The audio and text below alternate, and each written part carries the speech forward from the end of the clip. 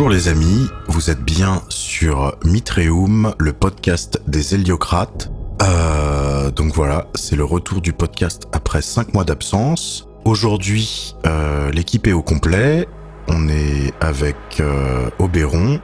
Salut. Mar. Salut. Et Odysseus. Salut. Donc je refais les petites annonces habituelles. Donc vous pouvez nous écouter évidemment sur YouTube. Vous pouvez également écouter le podcast sur Spotify, voilà, si vous voulez l'avoir simplement dans les oreilles. Ensuite, vous pouvez rejoindre notre Discord. On a aussi une page Instagram avec toutes les illustrations faites par Oberon, Odysseus et Mar. Et voilà. Et je voulais aussi déjà commencer par remercier nos deux mécènes, Bohémond et Aetius, qui nous soutiennent sur Tipeee. Donc, grand merci à vous deux. Merci Bohémond. Merci beaucoup. Ouais, merci.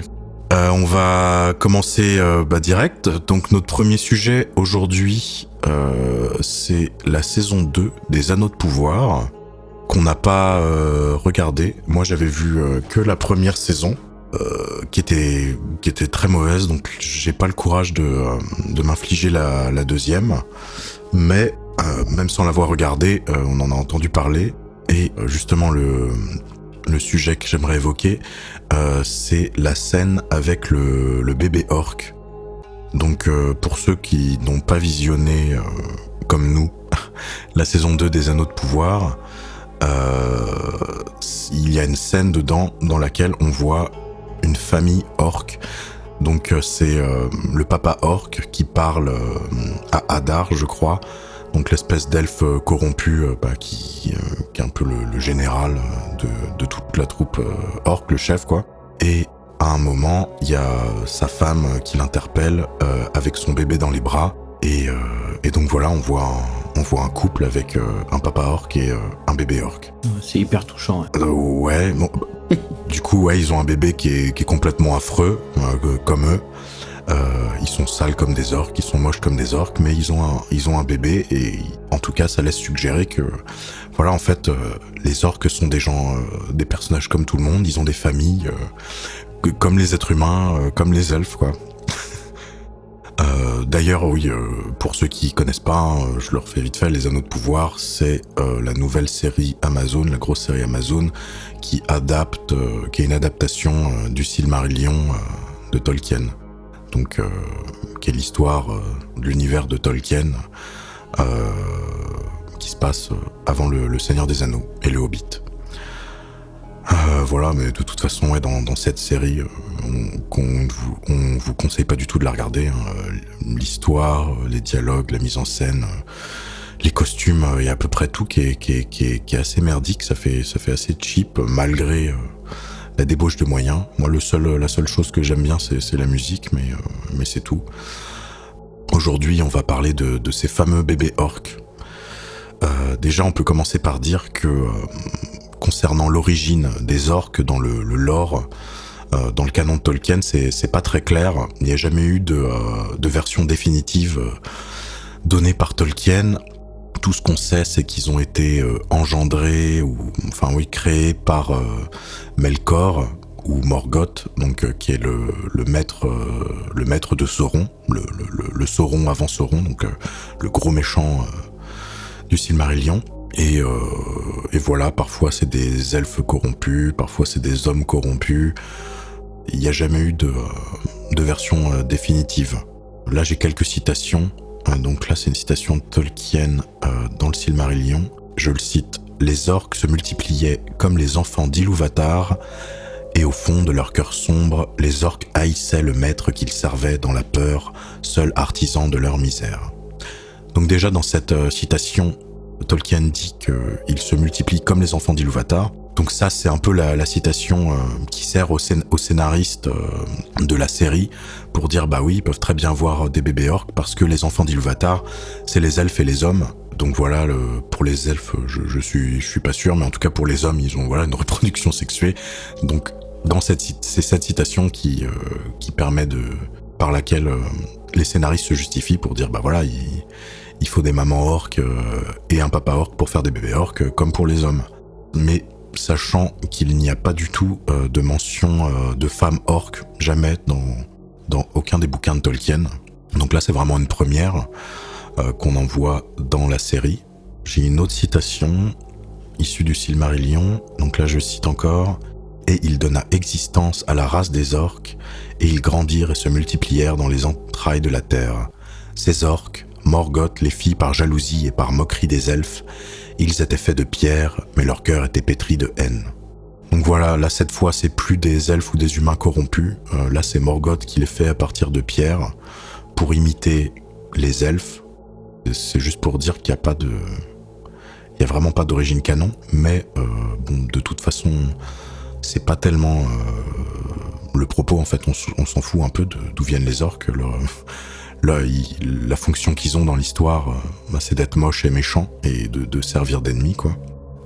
Donc voilà, si on résume, en gros, c'est soit des créations, soit des hommes ou des elfes corrompus et asservis par le dieu maléfique Morgoth. Donc voilà, je sais pas si vous avez des trucs à ajouter là-dessus, sur l'origine des orques. Vite fait, je crois que les Uruk-hai, c'est un peu différent. Il me semble que tu le vois, quand Saruman, il constitue son armée à Isengard, il est fait à partir de glaise ou je sais pas trop quoi, mais ils sortent une espèce de poche un peu sous terre, quoi. Alors oui, les Uruk-hai, c'est sûr que c'est des créations de Saruman. Artisanal. Après, le fait qu'il sorte de la terre, ça c'est dans les films. Mais je t'avoue que j'ai pas regardé pour les Uruk-hai côté Tolkien. Mais là, du coup, on est sur les orques. Oui, mais ils font partie des orques. Il me semblait avoir vu, en tout cas, que les Uruk-hai étaient pas il me semble, hein, mais qu'ils sont pas une invention de Saruman, mais plutôt qu'il aurait suivi une recette, quoi. En gros, ils sont quand même faits à partir d'orques ou de gobelins, et bon, voilà, il y a de la magie qui rentre dans le mix. Mais il me semble que c'est pas la création de Saruman à la base. Ouais, à la base, j'avoue, je triche un peu, j'ai regardé. Ils ont été créés donc par Sauron parce que les orques ne pouvaient pas se battre de jour. Et les Uruk-hai, eux, peuvent se battre le jour. Ah oui, exact. D'accord. En tout cas, là, je suis sur le Wikipédia. Tolkien ne donne pas leur origine exacte. Donc effectivement, ça, je m'en souvenais que dans le film, les Uruk-hai qui sortent... Des espèces de cocons, de poches de terre. Un genre de placenta un peu bizarre. Ouais. C'est une création de Peter Jackson. Mais bref, en fait, c'est un peu la même problématique qu'avec les orques, donc ils disent pas d'où ils viennent, et quelque part, s'il le dit pas, c'est que c'est pas important, c'est que le fond de l'histoire ne réside pas là. Donc voilà, et pourquoi est-ce que justement Tolkien ne révèle pas ça, ou pourquoi est-ce qu'il a jamais fait une version définitive? C'est parce que en fait les orques ils symbolisent quelque chose et ils servent une fonction dans le récit, et donc même s'il leur avait donné une origine, c'est mon avis, s'il leur avait donné une origine vraiment concrète, dure, effectivement ça aurait pu impliquer plein de choses, justement ce truc de la reproduction sexuée qui aurait alourdi et changé un peu, dénaturé la fonction qu'ils voulaient leur donner dans leur récit. Effectivement, si on disait les orques c'est des elfes corrompus, mais ensuite ils ont quand même des rapports sexuels pour faire des bébés, etc. On rentre dans tout un tas... si on part de cet axiome-là, il y a plein de conséquences narratives qui en découlent. J'imagine que c'est pour ça qu'ils voulaient pas s'encombrer de ce problème. Et justement, pour la fonction des orques dans le récit, là j'ai une citation d'un des livres de son fils, Christopher Tolkien.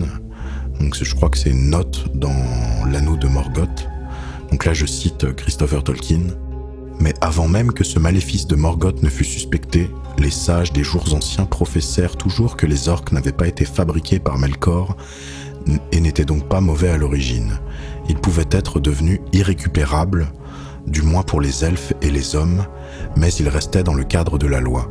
Autrement dit, étant les doigts de la main de Morgoth, ils doivent être combattus avec la plus grande rigueur, mais ils ne doivent pas être traités selon leur propre façon cruelle et traîtresse. » Donc ce qui est important pour moi dans cette citation, c'est quand il dit « il pourrait être devenu irrécupérable, du moins pour les elfes et les hommes ». Donc ça veut dire qu'en fait, les orques, ils sont complètement corrompus, et ils sont devenus par nature mauvais et ni les elfes ni les hommes peuvent les sauver. Et en fait, du coup, dans leur récit, ils symbolisent vraiment l'ennemi ultime, quoi. On peut pas faire de pacte, on peut pas faire de traité, de trêve avec les orques, quoi. Il y a qu'une seule façon de gérer avec eux, c'est de les détruire. Même si à la fin il dit ils ne doivent pas être traités selon leur propre façon que les traîtresses, donc j'imagine que ça veut dire qu'il faut pas les torturer, voilà. Donc ouais, les orques dans le récit, c'est l'incarnation de la laideur, de la brutalité, de la méchanceté. Et j'ai vu une interview justement des deux scénaristes, je sais plus si c'est les scénaristes ou les showrunners, et qui disent que justement ils ont créé ce truc de bébé orque parce que selon eux, pour faire des méchants intéressants, il faut que les méchants se voient comme que de leur point de vue ce soit les gentils, quoi, comme les héros, et qu'ils aient leurs propres aspirations et qu'ils soient méchants malgré eux, ou en tout cas que ce soit qu'une question de point de vue, quoi. Donc déjà c'est encore du relativisme poussé à l'extrême, quoi. Non, mais c'est une bonne idée si t'as du talent, si t'as assez de talent pour pouvoir l'expliquer normalement, quoi. Oui, mais pour moi, le fait de mettre les orques dans cette position, en fait, ça détruit tout le récit. Ah oui, non, ça a aucun sens, ouais. Parce que du coup, ouais, les orques, c'est quoi ? Enfin, les orques dans l'univers Tolkien, ils sont maléfiques et leurs seules aspirations, c'est la guerre, la destruction et leur propre jouissance et leur propre statut. On le voit dans le Seigneur des Anneaux. Voilà, dès qu'il y en a un qui montre un signe de faiblesse, bon, il se fait tuer et il est remplacé, quoi. Il n'y a pas de notion de fidélité, d'honneur ou enfin voilà, en fait, il y a qu'une seule règle chez les orques, c'est la loi du plus fort. Donc, même si ils pouvaient faire, avoir des enfants, ils seraient en mode stratégie de vie rapide, quoi. Ils s'accoupleraient juste pour le plaisir. Et s'ils avaient des petits, ils en auraient rien à foutre et ils en feraient 20 et il y en aurait un qui survivrait dans le tas, quoi. Ils feraient pas ils se mettraient pas en couple en faisant une famille nucléaire. Enfin, je sais pas, c'est mon avis. Il y a pas d'empathie, il y a pas de solidarité. Ouais, et puis ils mangeraient les enfants les plus faibles par temps de famine, tu vois. Bah ouais. Ou même juste pour s'amuser, enfin, tu vois, je suis sûr. Mais ils ont quand même une allégeance. Ils ont une allégeance envers Sauron. Ouais, mais l'allégeance, c'est la loi du plus fort, quoi. D'ailleurs, c'est ce qu'il dit dans une des citations que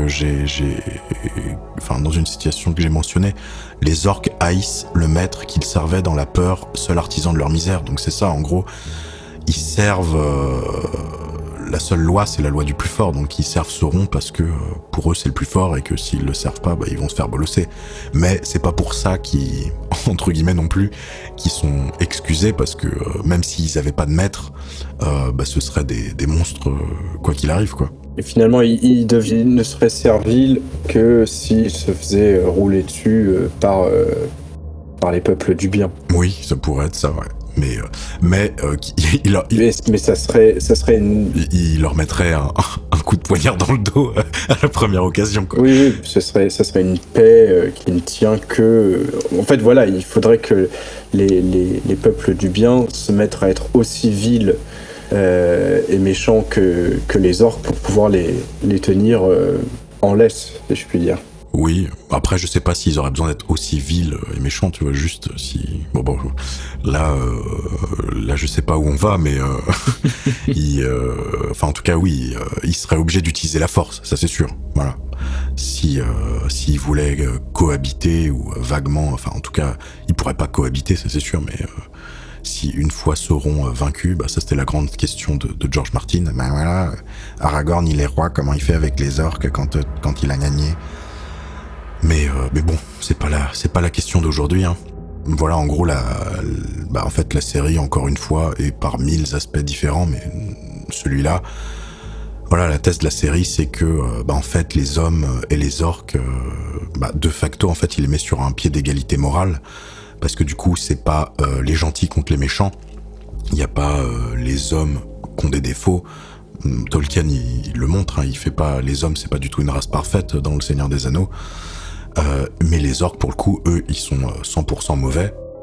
Alors que là, justement, avec les anneaux de pouvoir, juste cette petite scène, voilà, quand on tire un peu le fil, ça implique que c'est pas les gentils contre les méchants, c'est en fait deux peuples qui sont qui ont les mêmes aspirations en fait. Si les orques ils ont aussi des familles, c'est juste le skin qui change quoi. À part qu'ils sont moches et qui sont couverts de boue, ils sont exactement pareils que les hommes. Donc au final, toute la guerre qui se font, en fait c'est la guerre de deux peuples en compétition pour les mêmes ressources. Pour leurs intérêts. C'est ça voilà qui se battent pour leurs intérêts et en fait du coup tout le fond moral de l'œuvre, il s'évapore en fait. Il y a plus rien d'héroïque dans l'histoire. Si on regarde, oui, ça devient juste une guerre entre deux peuples différents quoi. Voilà, c'est ça. Et du coup, le seul intérêt d'une histoire comme ça, c'est les prouesses tactiques d'un ou de l'autre peuple. Quoi. Mais du coup, toute la magie et toute la morale s'évapore de facto quoi. Donc, on peut dire que voilà, juste avec ce détail-là et beaucoup d'autres. En fait, c'est de la subversion, quoi. Ça détruit complètement l'œuvre originelle. Si, complètement. Hein. Et d'ailleurs, on n'est pas à l'abri un jour qu'ils fassent un remake du Seigneur des Anneaux. Et du coup, l'histoire, je suis tombé sur un mème que je vais vous décrire. Et voilà, si le mème se réalise, l'histoire ira beaucoup plus vite. Et en gros, le mème, c'est Gandalf. Donc là, je sais plus où il est, si c'est, ça doit être Minas Tirith. Et il y a un des gardes qui lui dit Sire, les orques sont là. Et Gandalf qui leur dit ne soyez pas racistes, laissez-les rentrer. Voilà, fin. Open borders pour les orques. Voilà, fin de l'histoire. Donc on verra, hein, peut-être dans 10 ans s'il y a une nouvelle adaptation, ce sera peut-être ça. Hein. En fait, ils font ça un peu pour toutes les œuvres. C'est comme pour Donjons et Dragons. Dans la dernière édition, c'est bien précisé que les orques ne sont pas mauvais, maléfiques. Et du coup, en fait, ça devient un peuple, comme les autres. Et en fait, toutes les races sont pareilles. Elles sont identiques, elles ont les mêmes aspirations, les mêmes qualités morales. D'ailleurs, je te coupe, mais il me semble que dans les dernières versions de Donjons et Dragons, c'est exclu maintenant de dire race. On doit dire ethnie. T'es sûr, même en anglais? Parce qu'en anglais, ils utilisent... En tout cas, les rôlistes qui jouent à Donjons et Dragons, j'ai entendu ce truc-là, en tout cas. D'accord. Peut-être les francophones? C'est ça, ouais. Peut-être que les francophones, mais on dit ethnie. À vérifier, parce que je sais que race, c'est utilisé encore aux États-Unis dans le débat public, quoi, la notion de race, mais peu importe. Et justement, cette espèce d'uniformisation, d'aplanissement entre guillemets des différents personnages du bestiaire fantastique, ça donne. Là, j'ai une image sous les yeux, donc c'est un concept art de la dernière édition Donjons et Dragons. Donc je sais que vous, Mar, Oberon et Odysseus, vous l'avez déjà vu, c'est une espèce de famille d'orques qui sont dans le Grand Canyon, quoi, et habillés façon pionnier, famille de pionniers américains, quoi. Ouais, mexicain un peu aussi, mais... Ouais, même un peu, mexicain, donc voilà, voilà où on va, et c'est de la merde. Oui, merci. Ouais. Ça, franchement, ça ressemble. Voilà, c'est plus que c'est de la merde, c'est que ça détruit, comme tu disais tout à l'heure, ça détruit carrément le propos de l'œuvre originale. En fait, c'est même pas une adaptation, c'est pas un ajout merdique, ou c'est vraiment, ça sape les fondements du Seigneur des Anneaux, quoi. Ouais, de toutes les œuvres de fantasy, en fait, parce que du coup... Mais pas d'orques si c'est pour que ce soit des colons mexicains, en fait. Tu vois, fait des colons mexicains directement.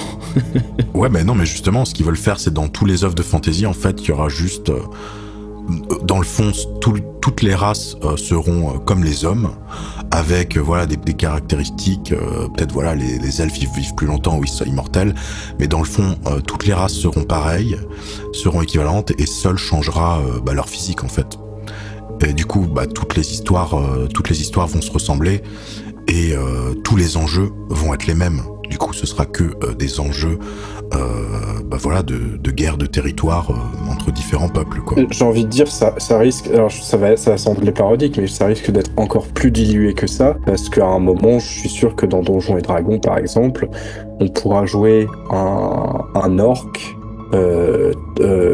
non-binaire qui, en plus... s'identifie comme un elfe ou un homme. mais je pense en mode premier degré, quoi. Oui, ils sont pas assez après. Hein. Possible, hein, là, je t'avoue que... En fait, c'est déjà possible, en fait, puisque c'est du jeu de rôle, donc en fait, on peut déjà faire ce qu'on veut, donc Ça doit exister des joueurs qui scénarisent ce genre de choses et qui disent voilà, alors je suis ethnie humain, non-binaire, s'identifiant plus féminin et s'identifiant en plus comme un orc.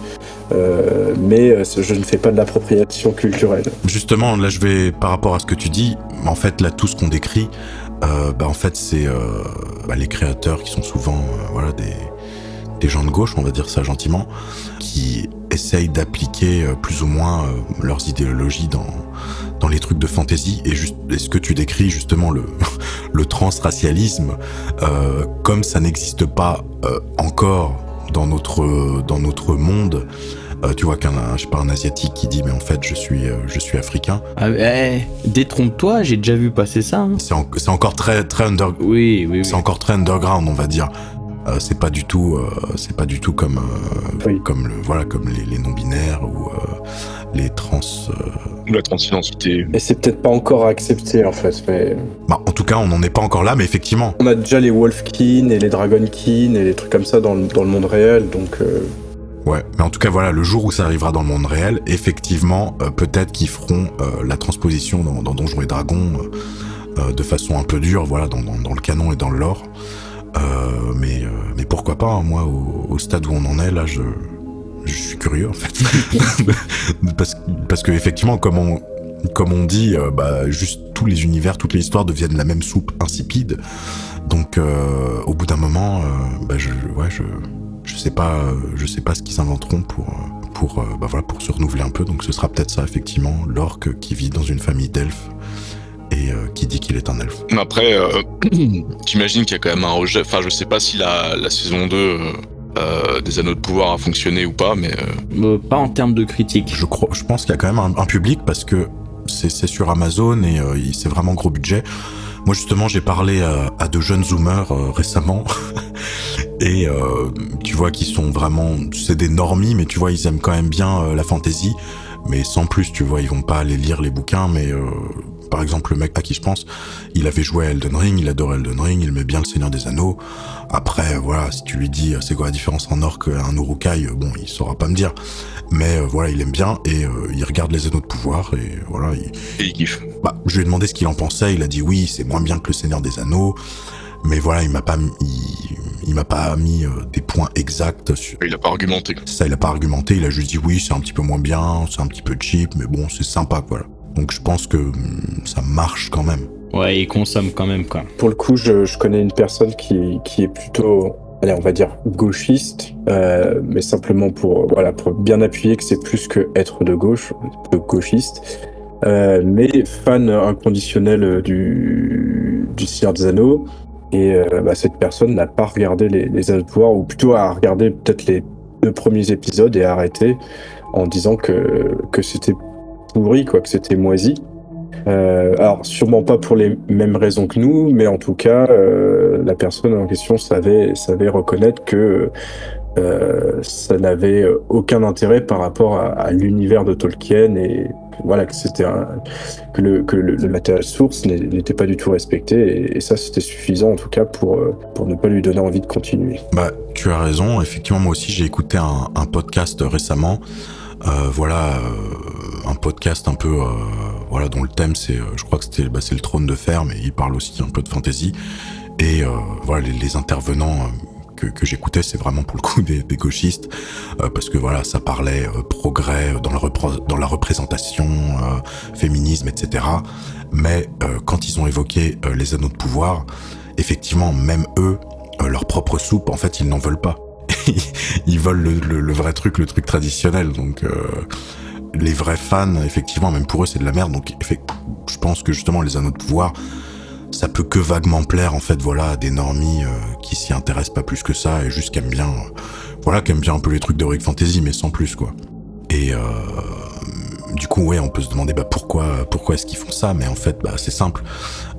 Ils peuvent pas accepter qu'il y ait 2 formes de vie intelligentes ou relativement intelligentes pour les orques qui puissent être fondamentalement, même essentiellement différentes d'un point de vue moral. Parce que pour eux, en gros, comme ils sont tout le temps en train de calquer leur lecture, leur vision politique sur tout ce qu'ils font, c'est du racisme dissimulé pour eux, quoi. Voilà. Donc c'est pour ça qu'ils vont faire toujours jouer le relativisme à l'extrême. Il n'y a pas de gentils, il n'y a pas de méchants. Voilà, c'est toujours très cynique les trucs de gauche, mais comme on l'a dit, bah même eux en fait, ils goûtent pas à leur propre merde en fait. Ils sont toujours fans du Seigneur des Anneaux, donc qui est un bouquin écrit par un vieil anglais qui était catho, presque catho tradi même. Conservateur, c'est bon, voilà, à minimum. Ouais, et puis contrairement à J.K. Rowling, donc qui a écrit Harry Potter, comme c'est pas un auteur qui est contemporain, ils peuvent encore dire ouais, bon bah voilà, c'était une époque différente, donc voilà, les gens avaient une vision différente à l'époque, donc on laisse passer encore, et il est encore temps pour nous le mec est mort, donc on peut modifier à notre sauce et corriger les erreurs du passé entre guillemets. Alors que si on prend le cas de Harry Potter, bon bah les fans gauchistes ont préféré brûler leurs bouquins et se faire retirer au laser leur tatouage plutôt que parce que l'auteur étant encore vivante, elle est toujours gardienne de son œuvre et ils ne peuvent pas la modifier, quoi. Alors rappel pour ceux qui n'ont pas suivi brièvement la polémique avec Harry Potter. Du coup, la polémique vient des vues de l'idéologie de l'auteur de J.K. Rowling. Ou l'absence d'idéologie, plutôt. Oui, c'est plutôt ça. Bah, je dirais quand même qu'elle a des positions fermes sur la question de la transidentité. Donc voilà, elle a des vues conservatrices sur le sujet de la transidentité. Pour elle, une femme est une femme, un homme ne peut pas devenir une femme et inversement. Bah, c'est même plus tiède que ça.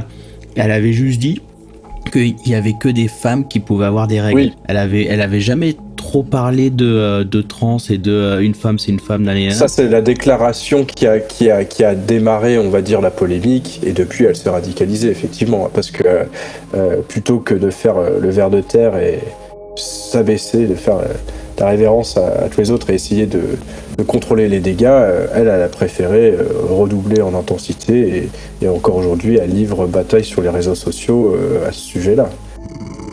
Pourquoi est-ce que les gauchistes poussent ces trucs-là ? En fait, c'est pour normaliser ce qui est censé être une représentation de l'ennemi sur le plan symbolique, quoi. Voilà, l'orque, ou n'importe quel monstre en fait dans les mondes de fantasy. Voilà, c'est censé être l'ennemi ultimement mauvais. Et s'ils arrivent à subvertir ça, voilà, dans l'imaginaire des gens qui lisent ou qui consomment ce type de contenu, ça modifie leur vision du monde en fait automatiquement. Et du coup, comme on a dit, ça retire toute la magie de ces mythologies, quoi. Voilà, et justement, là on va aborder le deuxième sujet. C'est qu'est-ce qui se passe quand un auteur ou un créateur est un gauchiste et essaye de créer une œuvre de fantasy. On va parler de George Martin. Donc George Martin, qui est l'auteur de la saga du Trône de Fer, donc en anglais A Song of Fire and Ice, donc voilà, qui a eu un énorme succès et un succès accru par l'adaptation en série télévisée. Et en fait, ce qui s'est passé, c'est que du coup, la série a adapté les romans de George Martin, mais la série de romans n'était pas terminée. Et George Martin écrit très très très lentement. Et ce qui s'est passé à la fin, c'est que la série télé a été plus rapide que George Martin, et ils ont dû créer pour la deuxième, je sais plus à partir de quelle saison ils ont dépassé les romans. À partir de la 5 ou la 6, je crois. Je crois que c'est saison 5. D'accord, la saison 5. Et il y en a combien en tout ? Je me souviens même plus. 7 ou 8. Ouais. Ah, peut-être 8, ouais, la dernière. D'accord. Donc en gros, ils ont fait 3 saisons dont ils ont créé l'histoire, plus ou moins. C'est ça ? Ah oui. D'accord. Donc voilà, au bout d'un moment, ils ont rattrapé George Martin, et du coup, forcément, là, il n'y avait pas de roman adapté, donc ils ont dû créer leur propre fin. Je sais pas si George Martin a été consultant ou consulté Si, a priori, il leur a donné des grandes lignes directrices quand même, parce que lui-même avait plus ou moins une idée quand même de comment ça allait se terminer, ou du moins où se retrouverait chaque personnage une fois la saga terminée. Mais c'était aux deux showrunners après de raccrocher les wagons et de meubler quoi entre la fin de leur saison et la fin prévue pour la saga. Il fallait qu'ils trouvent ce qui allait se passer au milieu quoi. D'accord. Mais si c'était ça et qu'il avait une idée, enfin voilà, on peut se demander pourquoi est-ce qu'il termine pas. Est-ce que c'était vraiment ça son idée? Est-ce qu'il a changé d'avis? Mais voilà, bref, pour revenir à Game of Thrones, donc je pense qu'on l'a déjà dit dans les podcasts précédents, mais pour ceux qui n'étaient pas là et qui connaissent pas, donc voilà, c'est de la low fantasy, donc ça veut dire que c'est quand même un monde voilà, de merveilleux, quoi, donc inspiré du Moyen-Âge, avec un petit peu de magie, mais moins que le Seigneur des Anneaux, par exemple. Et ce qui fait un peu la spécificité de cette série de romans, c'est que George Martin, c'est un peu le spécialiste du gris et du moralement ambigu. Il n'y a pas de gentil, il n'y a pas de méchant, il n'y a pas de héros. Or, le but d'un mythe ou d'un conte de fées, c'est pas de raconter une histoire objective, ça transmet toujours un enseignement, une sagesse ou une morale. C'est pour ça que dans les histoires classiques, les héros finissent toujours par gagner. Et je suis tombé sur un post Twitter d'un mec qui s'appelle Devon Erickson. Donc moi je le connaissais pas, apparemment c'est un auteur de science-fiction, mais j'en sais pas plus sur lui, je me suis pas plus renseigné. Mais il a fait un post sur Twitter, voilà, j'ai trouvé que, entre guillemets, il visait dans le mille sur pourquoi, selon lui, George Martin n'arrivait pas à finir. Au-delà, peut-être de la paresse, quoi. Donc je vais vous lire le post, c'est assez long. N'hésitez pas à m'interrompre si vous voulez faire une intervention. Donc là, je cite Devon Erickson, qui explique pourquoi George Martin n'arrive pas à finir sa série de romans, sa série le Trône de Fer. Voici ce que le Trône de Fer veut réellement être, et pourquoi George ne peut pas le finir. Le Trône de Fer n'est pas en fait censé être sombre, machiavélique, désespéré ou une subversion de Tolkien du tout. C'est simplement censé commencer comme ça. Les détails peuvent être complexes, mais la formule est simple. C'est une version low fantasy des îles britanniques, déchirée par une lutte de pouvoir machiavélique à multiples facettes, vaguement inspirée par la guerre des Deux Roses. Donc voilà, la guerre de... Là c'est moi qui parle. La guerre des Deux Roses, c'est une guerre civile qui a eu lieu en Grande-Bretagne. Au 15e siècle, non? C'est 15e siècle, ouais. 15e siècle peut-être, ouais. Donc voilà, donc là ce qu'il dit, le Trône de Fer, effectivement ça commence, c'est sombre, etc. Mais c'est pas censé être que ça. Donc je reprends la citation. Les choses vont mal à cause de la lutte de pouvoir machiavélique entre les différentes factions. Mais en arrière-plan, il y a des indices subtils d'une menace extérieure, magique et surnaturelle. Les factions belligérantes s'en moquent et l'ignorent au début. Les clichés de high fantasy entrent ensuite en scène. Un héros prophétisé émerge pour unir les factions moralement ambiguës en une force indiscutablement bonne, pro-civilisation, afin de se confronter et de vaincre la menace maléfique pour les vivants. Donc en gros, voilà, là c'est moi, je reprends. En gros, la menace dont il parle, c'est dans l'histoire du Trône de Fer, pour ceux qui connaissent pas, il y a effectivement toutes ces luttes de pouvoir entre toutes les différentes factions, mais en parallèle, il y a une menace qui vient du Nord. Donc c'est la fameuse citation Winter is coming, voilà, avec des espèces de zombies qui vont descendre du Nord et pour tuer tous les vivants. Et il y a un héros qui est censé apparaître et unir justement toutes les factions pour lutter contre cette menace. Donc je reprends. Finalement, il y a une transition complète vers de la high fantasy épique à la Tolkien, jouée quasiment à l'identique plutôt que subvertie. Héroïsme triomphant, l'humanité triomphante, le royaume est uni dans la paix et la prospérité, générique de fin. Donc voilà, là c'est ce que Devon Erickson dit vers quoi l'histoire du Trône de Fer tend naturellement. et comment George Martin devrait la terminer. Donc je reprends la lecture du post. Si l'histoire devait s'achever ainsi, elle serait achevée comme elle a envie d'être achevée, comme elle aspire à être achevée. Tous les moments sombres, rugueux, machiavéliques seraient pleinement justifiés. Chaque chapitre et chaque scène remplie de voyous et de méchants, sans aucun héros, serait pleinement justifié, parce qu'il ne ferait que souligner la rareté des héros et à quel point on en a besoin. Parce qu'il rendrait l'arrivée d'un vrai héros d'autant plus satisfaisante quand tard, mais pas trop tard, il arriverait.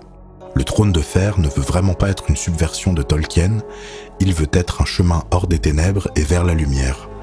Il veut être une étude sur la manière dont Tolkien est profondément pertinent, même dans un monde dur et moralement ambigu. C'est ce que George sait que son œuvre doit être. Mais George ne peut pas l'écrire.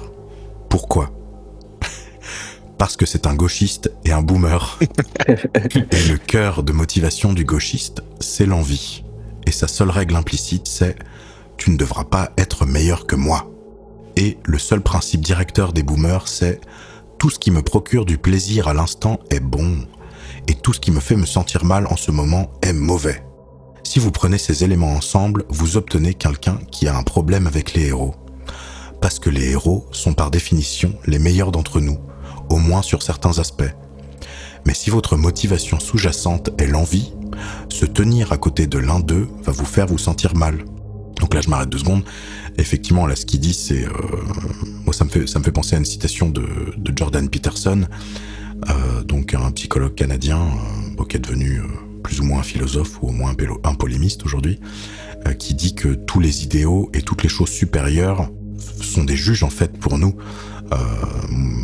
Quand je lis ce qu'a été la vie d'un Napoléon, d'un Alexandre le Grand ou même Léonard de Vinci, voilà, quand on voit la vie de ces gens-là, forcément, on se sent comme une merde.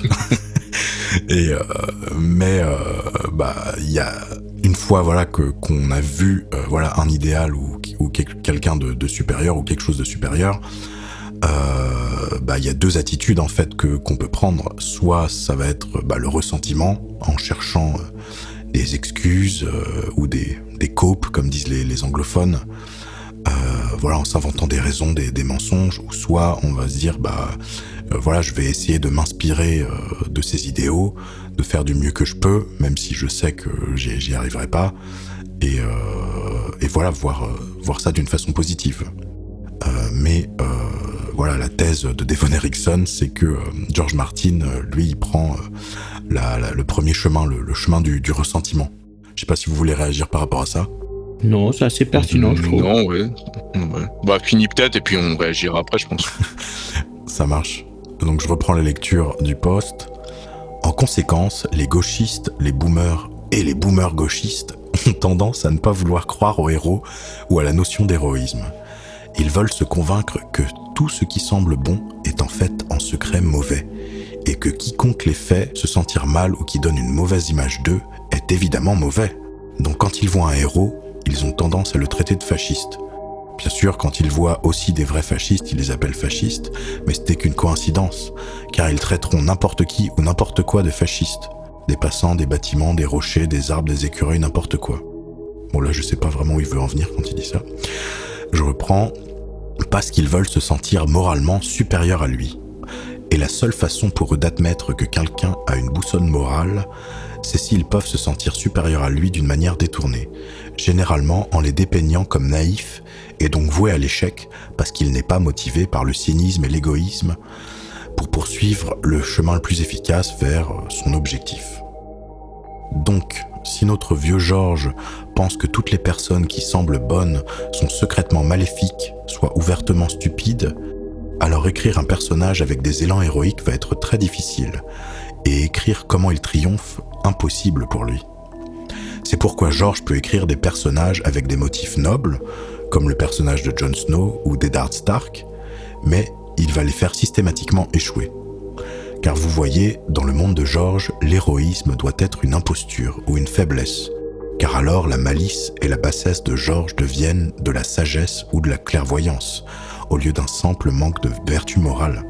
Si tous les héros ne sont que des imposteurs ou des naïfs, alors George est intelligent, car il a percé à jour toute cette histoire d'héroïsme.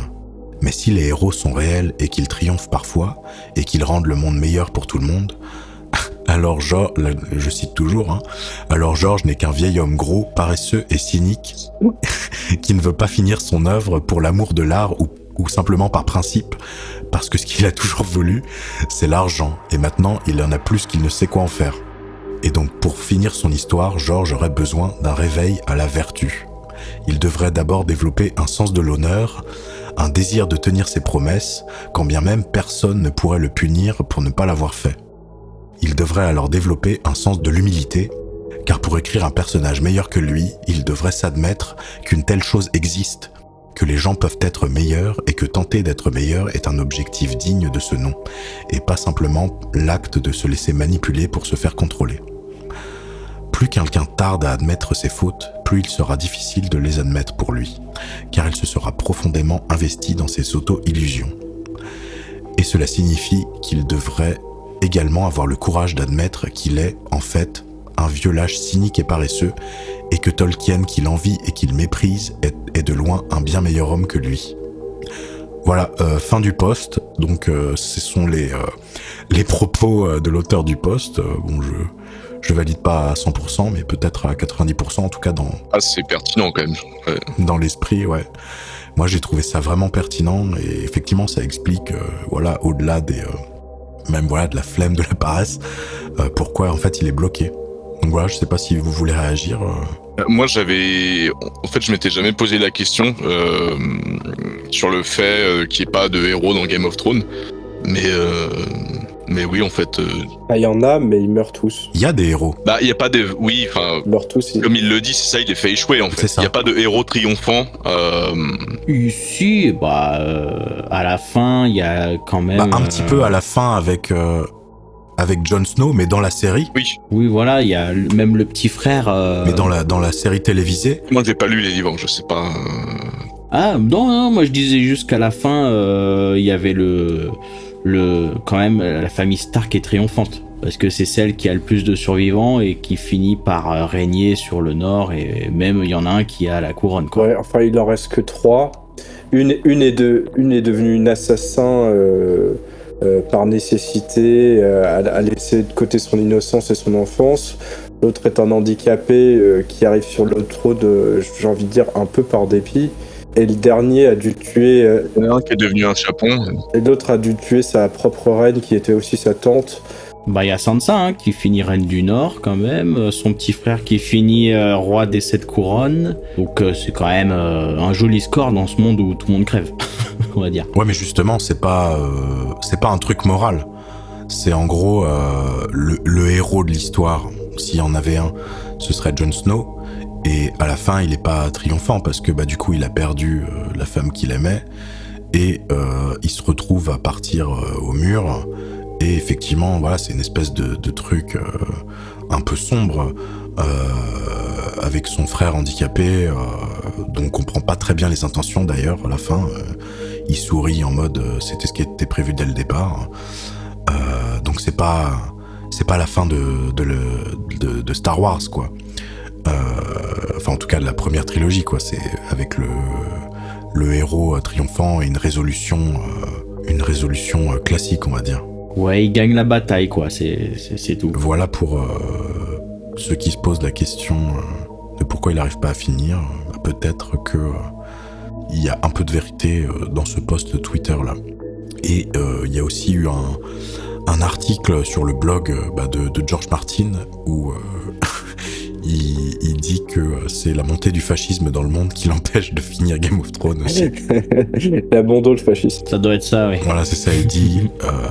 Alors dans le post, il dit le monde, donc je sais, là je cite juste un bout, donc j'ai pas le début ni la fin, mais en gros il dit oui, dans le monde, dans le pays, ça m'a vraiment affecté. Ce n'a pas été une bonne année pour personne. Avec la guerre partout et le fascisme qui est en train de monter. Et sur un plan plus personnel, j'ai eu vraiment une mauvaise année, pleine de stress, de colère, de conflits et de défaites. Donc là, je crois qu'il fait aussi référence à la saison 2 de House of the Dragon, apparemment, où il a eu des problèmes.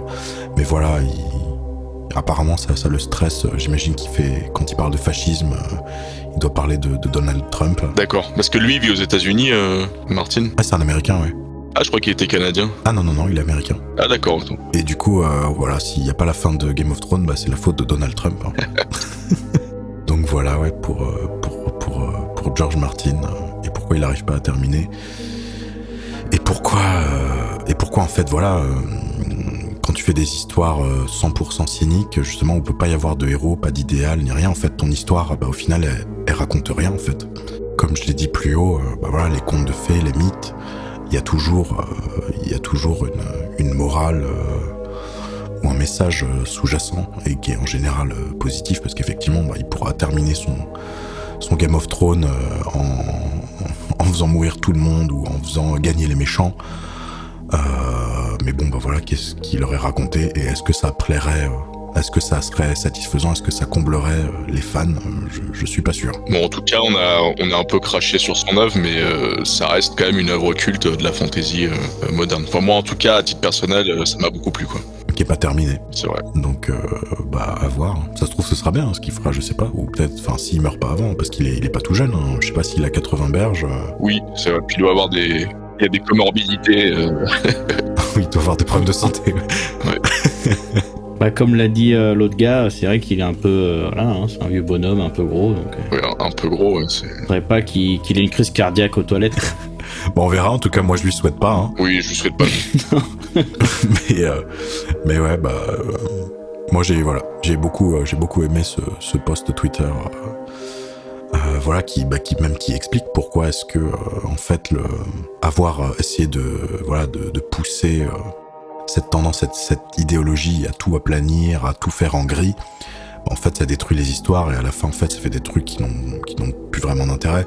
Donc Game of Thrones, effectivement, c'était chouette parce que c'était nouveau, mais Oui. Est-ce que c'est une œuvre qui perdurera dans le temps ? Je suis pas sûr, du coup. Je pense que oui. Parce que ça raconte rien. Ouais, parce qu'en fait, ce qui est intéressant, c'est les parcours personnels de chaque personnage, qui sont vraiment intéressants. Par exemple, le parcours de Arya, hein, c'est comme ça qu'elle s'appelle. Ouais, la petite qui devient assassin. La petite, en fait, les errances un peu de Jaime, ou même de Tyrion. Enfin, il sait très bien écrire les personnages, je trouve. Et les situations. Après, l'œuvre globale, oui. Ah oui, non, bah bien sûr qu'il a du talent. L'histoire dans sa globalité, effectivement. Bah on verra, ouais, parce que tu vois les histoires qui. Ah bah dans les livres, il y a beaucoup de persos aussi qu'ils ont pas rajouté dans la série, mais tout aussi bien et tout aussi bien écrit, quoi. Le bouquin est bien mieux. Bon, ça fait le vieux mec, mais le bouquin est bien mieux que la série. Le livre est mieux. Le livre, il est mieux, les gars. Ah ouais, bah écoute, seul l'avenir le dira, hein, parce que encore faudrait-il qu'il termine. Mais moi, je pense que les œuvres justement qui sont à l'épreuve du temps, en fait, c'est souvent les œuvres qui ont quelque chose à dire, en fait. Du coup, transition. Voilà, pour parler un peu toujours de ce phénomène d'édulcoration, c'est ce qui arrive aussi dans l'univers de Warhammer 40 000. Donc je sais que dans notre public, il y a beaucoup de gens qui aiment cet univers-là, je pense de Warhammer, mais surtout de Warhammer 40 000. Et en ce moment, il y a aussi un push chez les employés, enfin en tout cas les gens de Game Workshop, voilà, pour bien insister sur le fait que l'Imperium des hommes, donc la faction des Space Marines et des humains, ne sont pas les gentils, voilà, dans l'univers. Alors que dans des versions précédentes du lore, ils disaient pas que c'était les gentils, mais en tout cas ils disaient pas non plus que c'était les méchants, ou que tout le monde était les méchants, quoi. Là j'ai sous les yeux une capture, une photo d'un codex, je sais pas de quand il date, et en gros ça explique d'où vient la haine de l'Imperium des hommes envers les Xénos. Donc voilà, comme je l'ai dit, dans l'univers de Warhammer 40 000, il y a l'Imperium des hommes, donc qui est dirigé par un empereur avec des Space Marines, donc des super soldats, et aussi une armée d'humains normaux. Et en gros, voilà, cette humanité-là, elle se bat pour survivre dans l'univers parce qu'elle est attaquée par différentes autres races d'extraterrestres. Et voilà, dans l'histoire de Warhammer, elle est particulièrement zélée, on va dire. Voilà, l'Imperium des Hommes, c'est un peu devenu des super racistes complètement intolérants, voilà, dont le seul objectif, c'est de survivre en détruisant les autres espèces dès qu'ils tombent sur eux. Bon, après, là je caricature. Hein. Des fanatiques religieux aussi. Oui, ça dépend des chapitres, mais oui. Après, donc là, je reviens à la photo du codex que j'ai sous les yeux, donc qui explique d'où vient la haine des Xénos de l'humanité. Je lis ce qui est écrit. En même temps que l'humanité se battait contre les menaces qui venaient de l'intérieur, des races opportunistes de Xénos regardaient leur royaume s'effondrer avec des yeux... je fais la traduction en même temps, pardon. Avec des yeux, voilà, envieux. Les aliens qui envahissaient voilà, sont descendus sur les différentes colonies d'humains qui étaient clairsemées dans toute la galaxie et les ont détruits ou asservis à travers tout l'Empire galactique durant ces milliers d'années qu'on appelle The Age of Strife. Voilà, donc c'est le nom de la période. Et c'est à partir de ce moment-là que l'attitude des humains envers les races de Xénos s'est radicalisée au point de devenir une haine aveugle et pure. Et voilà, à partir de ce moment-là, plus jamais les humains n'ont vu les Xénos comme des alliés potentiels ou des sources d'échanges économiques ou scientifiques. À l'inverse, ils devaient être à présent vus avec peur et dégoût. Donc voilà, ça explique en gros, voilà, dans ce bouquin, la radicalité de l'Imperium des Hommes et ça le justifie aussi. Mais voilà, tout ça pour dire que vous pouvez vous attendre à ce que, avec les années, l'univers de Warhammer 40 000, voilà, qui est très dur, très sombre, peut-être que ça finira comme Donjons et Dragons. Déjà, il y a eu on en a déjà parlé, je crois, il y a eu la polémique avec les custodes femmes, donc des super soldats femmes. Donc voilà, je sais pas si vous avez des choses à ajouter là-dessus. Non, enfin bon, après, les tyrannides, ça reste des gros insectes. Oui. Ça commence, si effectivement on commence à essayer de les mettre sur un pied d'égalité avec l'Imperium de l'homme. Il y a les Eldar aussi, les Tau, il y a aussi des civilisations très civilisées. Ils sont quand même rangés dans la case des Xénos à exterminer. D'accord, ouais. En fait, excusez-moi, c'est le terme Xénos. Dans ma tête, j'ai pensé à xénomorphe, en fait, plutôt qu'à étranger. Non, les Xénos, c'est tout ce qui est pas humain. Oui, du coup, j'avais en tête une vision, c'était uniquement les tyrannides dans ma tête, mais oui. Et peut-être qu'ils réussiront à humaniser les tyrannides en disant que les tyrannides, voilà, ils font des enfants, ils ont des familles aimantes, etc. Ils essaieront, en tout cas. Qui dit que c'est parce que c'est des tyrannides qui peuvent pas avoir leurs règles, déjà? Après, l'Imperium a jamais été présenté comme des gentils, même dans le lore avant. C'est juste que c'est l'univers de 40 000 est vu à travers leur point de vue. Mais moi, je n'avais jamais perçu que c'était les gentils de l'Imperium contre les méchants Xénos. En tout cas, tu vois, dans la citation que j'ai faite, ça justifie, ça explique leur haine aveugle, tu vois, donc quelque part c'est la légitime. Ouais. Qu'en gros ils ont essayé d'être gentils et que ça a pas marché, quoi. D'accord. Et puis on a d'autres races de Xénos qui on pourrait dire elles sont alignées sur le bien, genre les Tau ou les Eldar, comparés aux Space Marines du chaos, les Eldar noirs, les tyrannides, les orques, qui sont plus des factions, on va dire, chaotiques ou malfaisantes.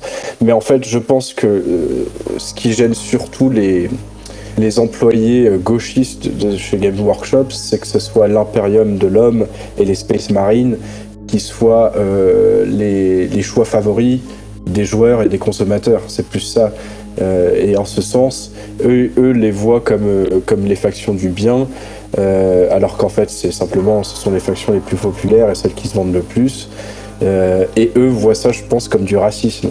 Ça les gêne que leur base de consommateurs soit des probablement en majorité des hommes blancs hétéros cisgenres qui achètent du coup des figurines en plastique qui représentent des hommes blancs hétéros cisgenres qui sont en gros voilà Ils exterminent d'autres formes de vie, quoi. voilà des super patriarcats. Pour eux, c'est pas raciste parce que dans l'impérium de l'humanité, il y a toutes les races d'hommes, hein. Mais c'est plus, je pense pour eux, oui, crypto-fasciste entre guillemets. Ah, l'esthétique est crypto-fasciste. Ah bah carrément, ouais. Mais justement que leur base, voilà, de consommateurs, voilà, aiment les Space Marines et tout l'univers, et voilà que à leurs yeux, ce soit les gentils. Voilà, pour les employés de Game Workshop, c'est comme les gauchistes aiment le dire, problématique. Et voilà, c'est pour ça qu'ils essayent de désamorcer ce truc-là, même si ça marche pas. Tyranny de Lives Matter, ok. Après, oui, effectivement, je sais pas pour le chaos comment ils vont faire, mais bon, ils arrivent bien à le faire avec les orques du Seigneur des Anneaux, donc peut-être qu'ils vont dire qu'au final, les Space Marines du chaos, ils sont pas si méchants que ça. C'est juste une autre croyance, en fait. Je sais même pas en fait comment ils pourraient faire ça. Bah si, c'est... Oui, voilà, c'est la tolérance religieuse. On les allégeances à d'autres dieux. Ouais, exactement. Voilà, bah je tiens un employé de Game Workshop qui nous écoute. Après, pour ce qui est des taux, c'est déjà, enfin, dans les anciens codex, moi j'y jouais dans les années 2000, j'avais lu le codex Tau, ils sont quand même présentés, eux pour le coup, comme une civilisation qui veulent la paix, vraiment pacificatrice. Ils sont présentés comme plus vertueux que l'Imperium. Dans le lore original, quoi. Ah oui, peut y avoir plusieurs gentils, hein, mais bah même les Eldar, Ils sont un peu plus, enfin je crois qu'ils sont un peu moins. Les Eldar, non, ils vont pas te tuer gratos, mais tu peux pas faire partie de leur camp, quoi, non plus. D'accord. Ah, c'est l'équivalent des elfes, hein. Les elfes des bois. Et les elfes, voilà, c'est la Lauriane un peu. Non, pas la Lauriane, la Forêt Noire, pardon. Mais les taux, en fait, eux, ils sont pour l'assimilation, c'est-à-dire que ils vont être ok pour que tu viennes avec eux. Par contre, si tu veux pas, ils vont te niquer. Si je me rappelle bien. C'est Rome. Donc tu peux survivre. Contrairement à l'Empire qui va niquer tous les Xénos, eux, c'est open bar. Voilà, justement, avec ces factions-là, il peut y avoir justement une équivalence avec l'Imperium des hommes, mais pour certaines factions, voilà, comme les orques ou les Space Marines du chaos et le chaos en général, ça va être... Les Nécrons. Ou les Nécrons, ouais, ça va être compliqué de les mettre sur un pied d'égalité moralement, quoi. Mais j'attends de voir, effectivement, peut-être qu'ils vont dire, bah voilà, c'est simplement des sensibilités religieuses différentes, ceux qui adorent les dieux du chaos par rapport aux membres de l'Imperium. On verra. Pareil, J'attends de voir comment ils vont se démerder pour Age of Sigmar, parce que les factions sont clairement réparties, séparées entre le bien et le mal, l'ordre et le chaos. Avec du coup du côté du mal tout ce qui est chaos, orc, skaven, contre vampire. Il y en a plus que ça d'ailleurs, je crois qu'il y a 4 factions. Donc je sais pas quand est-ce qu'ils vont s'occuper du cas d'Age of Sigmar. Alors justement, je rebondis par rapport à ce que tu dis avec le bien et le mal et l'ordre et le chaos. Et justement, bon là ça va être, on va partir un peu, faire une petite parenthèse un peu philosophique. Justement, l'ordre et le chaos, c'est pas le bien et le mal. Et d'ailleurs dans la fantasy, je crois pas que ça avait été fait avant, donc je pense que cette idée, justement, pas d'opposer le bien et le mal comme c'était fait de façon classique par Tolkien ou même n'importe quel mythe précédent, c'est Michael Moorcock, donc l'auteur de celle qui est le plus connue, la série Elric, qui lui prend pour faction la faction de l'ordre et la faction du chaos.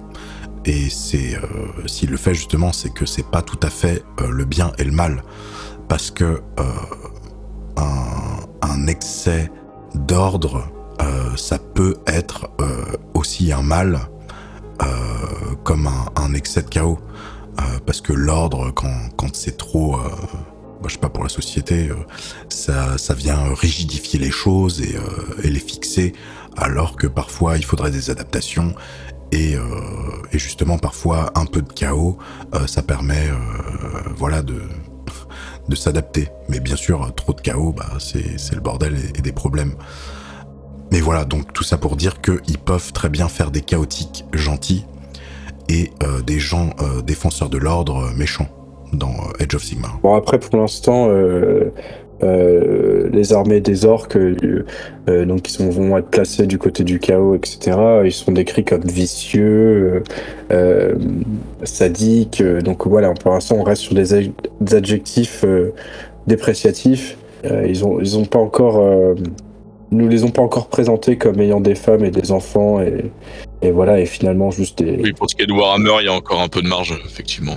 Ouais, et ça viendra peut-être un jour. Justement, eux, ils sont... Ça vient déjà dans le jeu de rôle, il y a déjà des... Justement, comme toi, quand t'as fait la citation, pour eux, voilà, l'ordre, dans leur tête, c'est les gentils et le chaos, c'est les méchants. Mais justement, dans Elric, donc qui est l'œuvre, voilà, qui introduit ce concept-là, c'est un petit peu plus subtil que ça.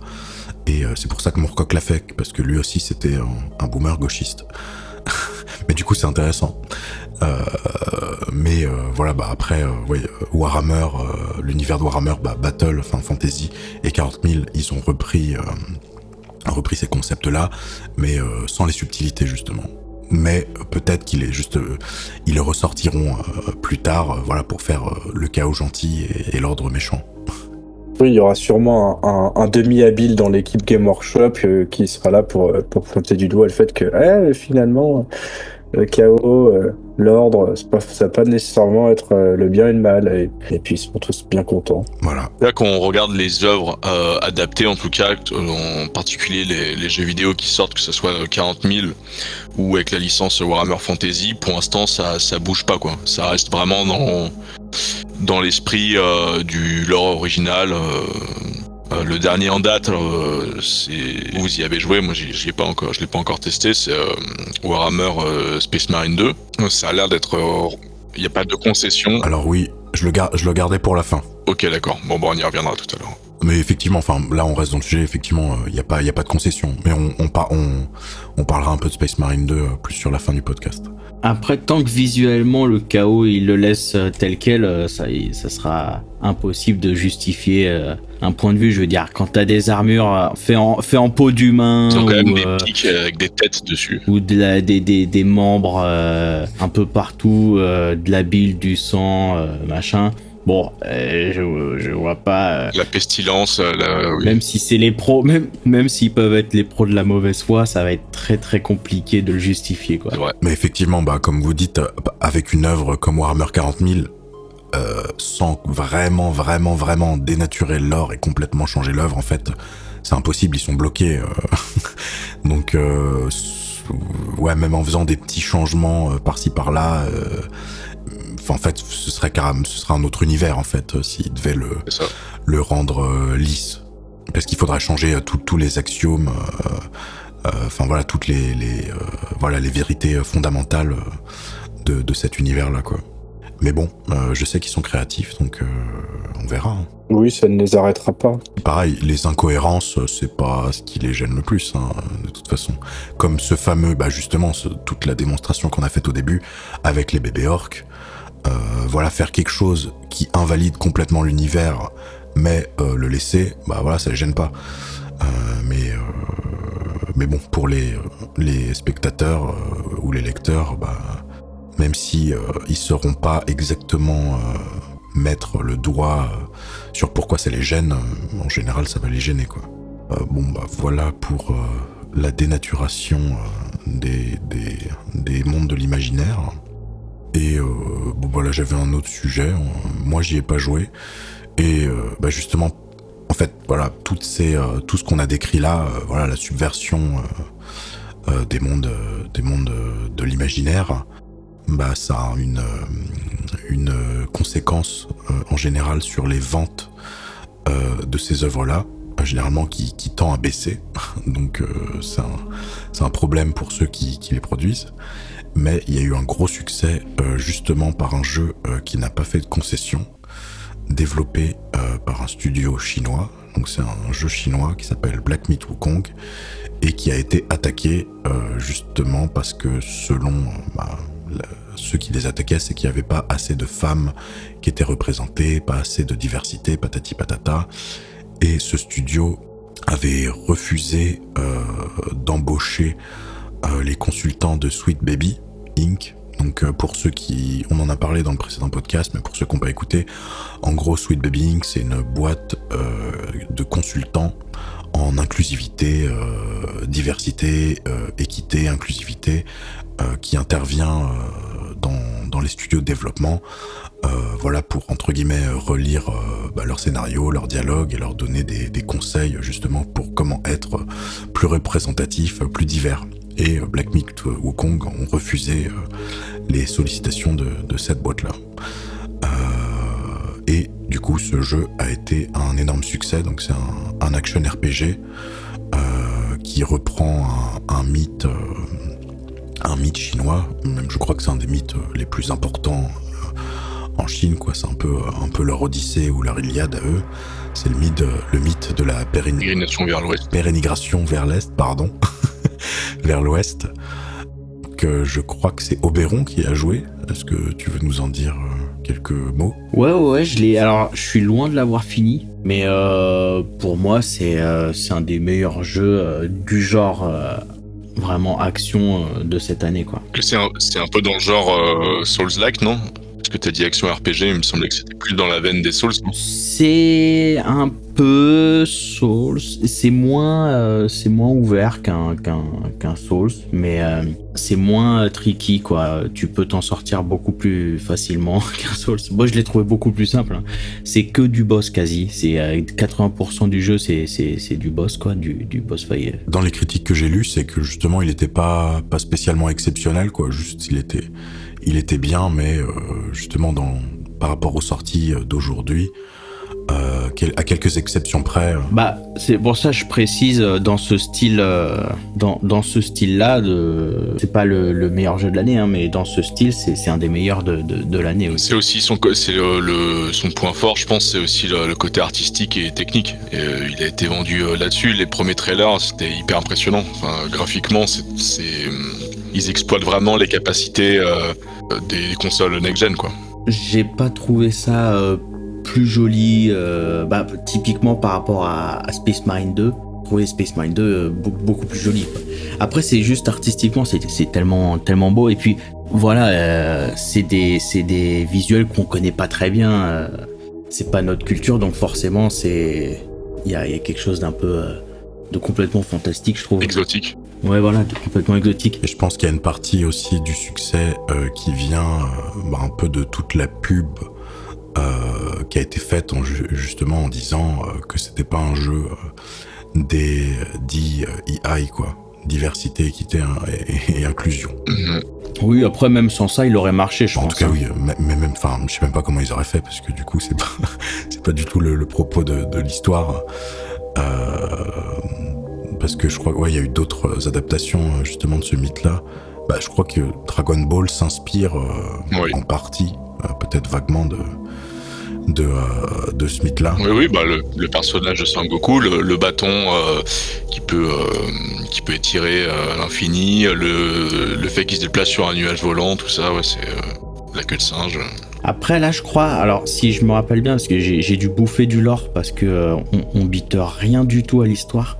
En fait, c'est la suite du célèbre roman. C'est pas l'histoire classique, en fait. C'est plus une suite. D'accord. Et donc, c'est peut-être pour ça aussi qu'ils font chier en mode, si c'est une suite, pourquoi vous avez pas... Oui, parce que l'introduction, c'est le roi singe au sommet de sa puissance. Et parce que moi, j'ai regardé un peu des let's play. C'est ça. Et en fait, c'est juste l'introduction, d'ailleurs, où ils envoient le paquet, je trouve, sur les effets particuliers.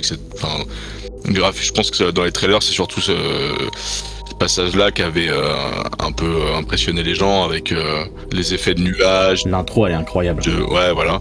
Et en fait, la suite, c'est qu'il perd ses pouvoirs et il va devoir se reconstruire. Moi, qui meurt même, hein. Et Oberon, quand tu dis que l'histoire, elle est cryptique et qu'on comprend pas très bien, est-ce que c'est parce que c'est un parti pris, parce que ils veulent faire quelque chose un peu type justement Souls, avec une histoire un peu mystérieuse et cryptique, ou est-ce que c'est parce que c'est mal écrit ? Ah non, c'est pas mal écrit. Je pense qu'ils se sont adressés en premier lieu aux Chinois, en fait, tout simplement. C'est-à-dire que chez eux, c'est tellement... tout le monde connaît cette histoire, quoi. Et donc, ils ont les refs. D'accord. Ils ont les refs des persos, ils ont les refs de l'univers. Ça a été fait par des Chinois pour des Chinois, hein, vraiment... pour l'histoire, en tout cas. Et donc, si... D'accord, il n'y a pas de volonté de faire comme les Souls. Non. Ouais, le jeu t'aide vraiment pas à en savoir plus. Enfin, moi, j'ai trouvé, en tout cas. J'ai dû regarder beaucoup de vidéos explicatives de l'univers, de machin, pour commencer à savoir ce qui se passait et qui était qui, quoi. Mais non, sinon, c'est compliqué, ouais. Ok. Et donc, tu recommandes ou pas? Pour ceux qui aiment un peu ce style de jeu, je recommande. Hein. Si vous avez aimé les Souls, Elden Ring et compagnie, allez-y, ouais, carrément. C'est plus facile, en plus. C'est quand même beaucoup plus simple. Ok. Sinon, pour prendre justement l'opposé un peu de Black Myth Wukong, on peut parler un peu des jeux woke du moment, mais même je pense qu'on va finir par arrêter d'en parler parce que on dit toujours la même chose et que c'est toujours les mêmes problèmes. Il y a eu en gros jeu, il y a eu Star Wars Outlaws de Ubisoft qui est sorti avec une héroïne féminine. Après, je sais qu'il était justement accusé de wokisme, ce jeu, mais moi je me suis pas renseigné plus que ça. Donc toi, Marc, tu l'as fini. Est-ce que toi t'as vu justement des trucs qui correspondent à ça ou pas vraiment? Alors, vaguement, enfin, je trouve que par rapport à la moyenne de ce qui sort aujourd'hui, c'est pas si choquant que ça, quoi. Il y a peut-être un truc en particulier, c'est qu'il n'y a pas un seul protagoniste. En fait, tous les personnages mâles, blancs, hétéros, c'est que des enculés, en fait, ou alors ils trahissent plus tard. Il n'y a pas un seul rôle positif homme blanc, quoi. D'accord. À part ça, non, rien de. Puis en plus, c'est difficile parce que Star Wars, c'est quand même un univers vraiment exotique avec des codes différents. C'est difficile de transposer. C'est des races extraterrestres qui interagissent entre eux, donc c'est un peu plus difficile de faire des trucs woke. Je dirais. En tout cas, ça te saute moins au visage, quoi. Non, moi, c'est le jeu dans l'ensemble. En tout cas, à cause. Ouais, vas-y, je t'en prie. À cause de Outlaws, le cours de l'action d'Ubisoft, enfin entre autres, mais quand même, je crois que c'est majoritairement à cause de ça, le cours de l'action d'Ubisoft a complètement dévissé au point que le PDG, Yves Guillemot, a dû faire un communiqué en disant « Je tiens à réaffirmer que nous sommes une société axée sur le divertissement qui crée des jeux pour le public le plus large possible et que notre objectif n'est pas de mettre en avant un quelconque agenda. Nous restons déterminés à créer des jeux pour les fans et les joueurs que tout le monde peut apprécier. » Bon après, je pense qu'aussi il faisait référence à un jeu qui est pas encore sorti mais qui fait déjà polémique aussi, c'est le futur Assassin's Creed Shadows, dont on a déjà parlé dans le podcast précédent. Je pense que c'est plus ça, c'est plus la réception des premières images du jeu, du trailer et la polémique qu'il y a autour qui a vraiment fait chuter l'action Ubisoft plus que les mauvaises ventes de Outlaws. En fait, je dirais que les mauvaises ventes de Star Wars Outlaws, elles découlent de la polémique autour de Assassin's Creed parce que les gens, les consommateurs, ne veulent pas donner leur fric à Ubisoft de quelconque façon. Même si un jeu Star Wars peut leur faire envie, je pense que là, on commence à voir le principe de voter avec son argent commencer à se mettre en route, quoi. D'accord. Et du coup, toi, Marc, qui a fini Star Wars Outlaws, tu veux nous en dire quelques mots? Est-ce que c'est un jeu... est-ce qu'il mérite qu'on en parle? Oui, enfin, en fait, c'est un jeu fait pour les fans de Star Wars, en fait. Sinon, c'est pas le GOTY 2024, mais c'est quand même, on sent que c'est un jeu qui a été développé par des fans, des fans de la licence. Moi, je l'ai trouvé plutôt bon. Ça fait peut-être 10 ans que j'avais pas fini un jeu Ubisoft et celui-là, il m'a donné envie de le finir, donc j'en déduis qu'il est pas si mauvais que ça. Il réinvente rien. Il y a quand même un système de faction intéressant qui est un peu original. La DA est extrêmement réussie pour moi. Les planètes sont variées, très détaillées. Les zones d'activité sont très denses. La BO aussi qui est vraiment excellente, qui est même limite qui est trop bien pour pour le jeu, je trouve. Mais moi je le recommande plutôt. je le recommande, mais vraiment pour les fans de la licence, quoi. C'est un RPG relativement classique. D'accord. Et du coup, par rapport au jeu, à quoi est-ce que t'attribuerais son échec commercial, même si effectivement en ce moment dans le jeu vidéo on est dans un contexte de surproduction de jeux, mais pour toi voilà, est-ce que les mauvaises ventes du jeu s'expliquent aussi en partie par des défauts de ce jeu-là, en dehors du contexte? Ouais, je pense, mais c'est beaucoup plus terre à terre. Je pense que c'est des problèmes techniques, des problèmes d'optimisation. En fait, le jeu est sorti pas fini, truffé de bugs d'affichage, de clipping, et je pense que c'est surtout ça qui lui a fait une mauvaise presse, quoi. D'accord. Sinon, le contenu du jeu en lui-même, moi, je l'ai trouvé plutôt bon. En tout cas, fait avec passion, quoi. On sent que c'est des mecs. D'accord, bah tant mieux. Mais justement, plus tôt, tu as dit que c'était dur de wokiser Star Wars parce que c'est un univers complètement différent, etc. Mais moi, je suis pas d'accord parce que justement, il y a eu une série qui s'appelle Star Wars Acolyte qui a duré une saison et qui a été annulée. Et justement, pour le coup, je crois que Odysseus l'a regardé peut-être, ou au moins quelques épisodes. C'était vraiment turbo giga woke, quoi. Odysseus. Oui, je n'ai pas réussi à aller jusqu'au bout de cette série. Vraiment, je me suis forcé. En fait, j'avais déjà regardé les 2 ou 3 premiers épisodes avant que tu me demandes de poursuivre le reste pour en parler.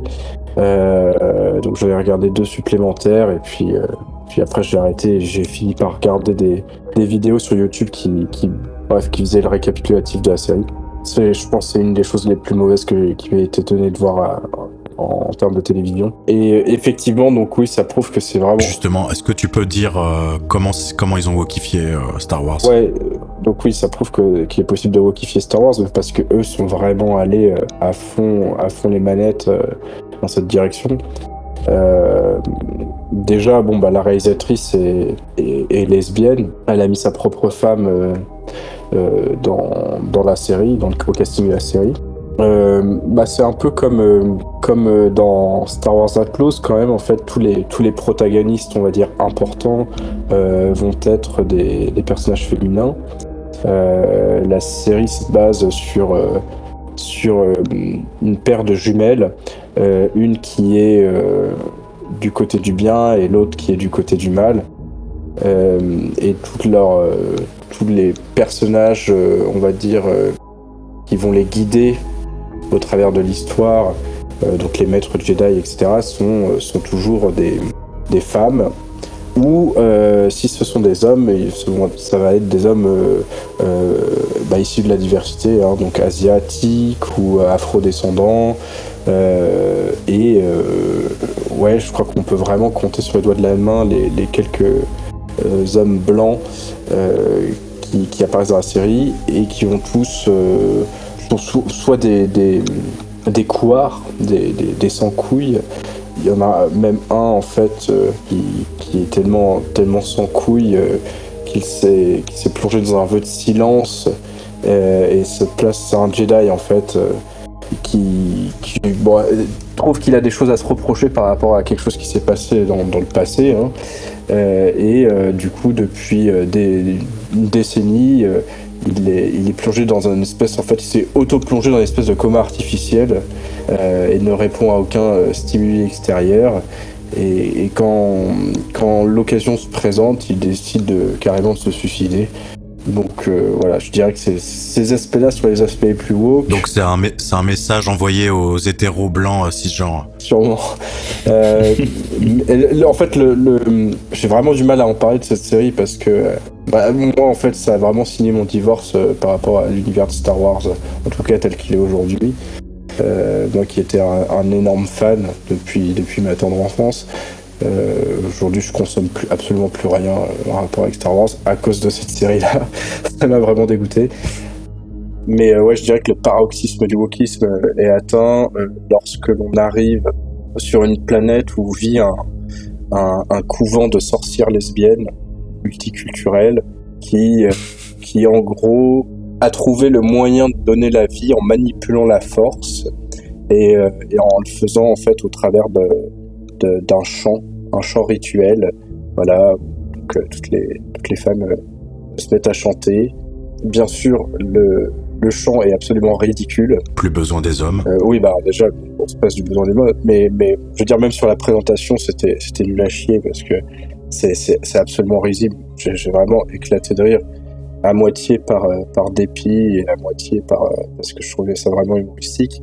Cherchez la scène sur YouTube, vous pourrez juger par vous-même. Le chant, elles disent un truc du genre The power of one, the power of two, the power of many. Et c'est, vous pardonnez l'anglicisme, mais c'est cringe à mort. C'est cringe à mort, j'en pouvais plus. Malaisant. Voilà, ouais, mais en fait malaisant, ça c'est même pas. On pourrait traduire effectivement cringe par malaisant, mais je trouve que ça ne représente pas assez bien en fait vraiment le sentiment qu'on a quand on cringe devant une merde absolue comme The Acolyte.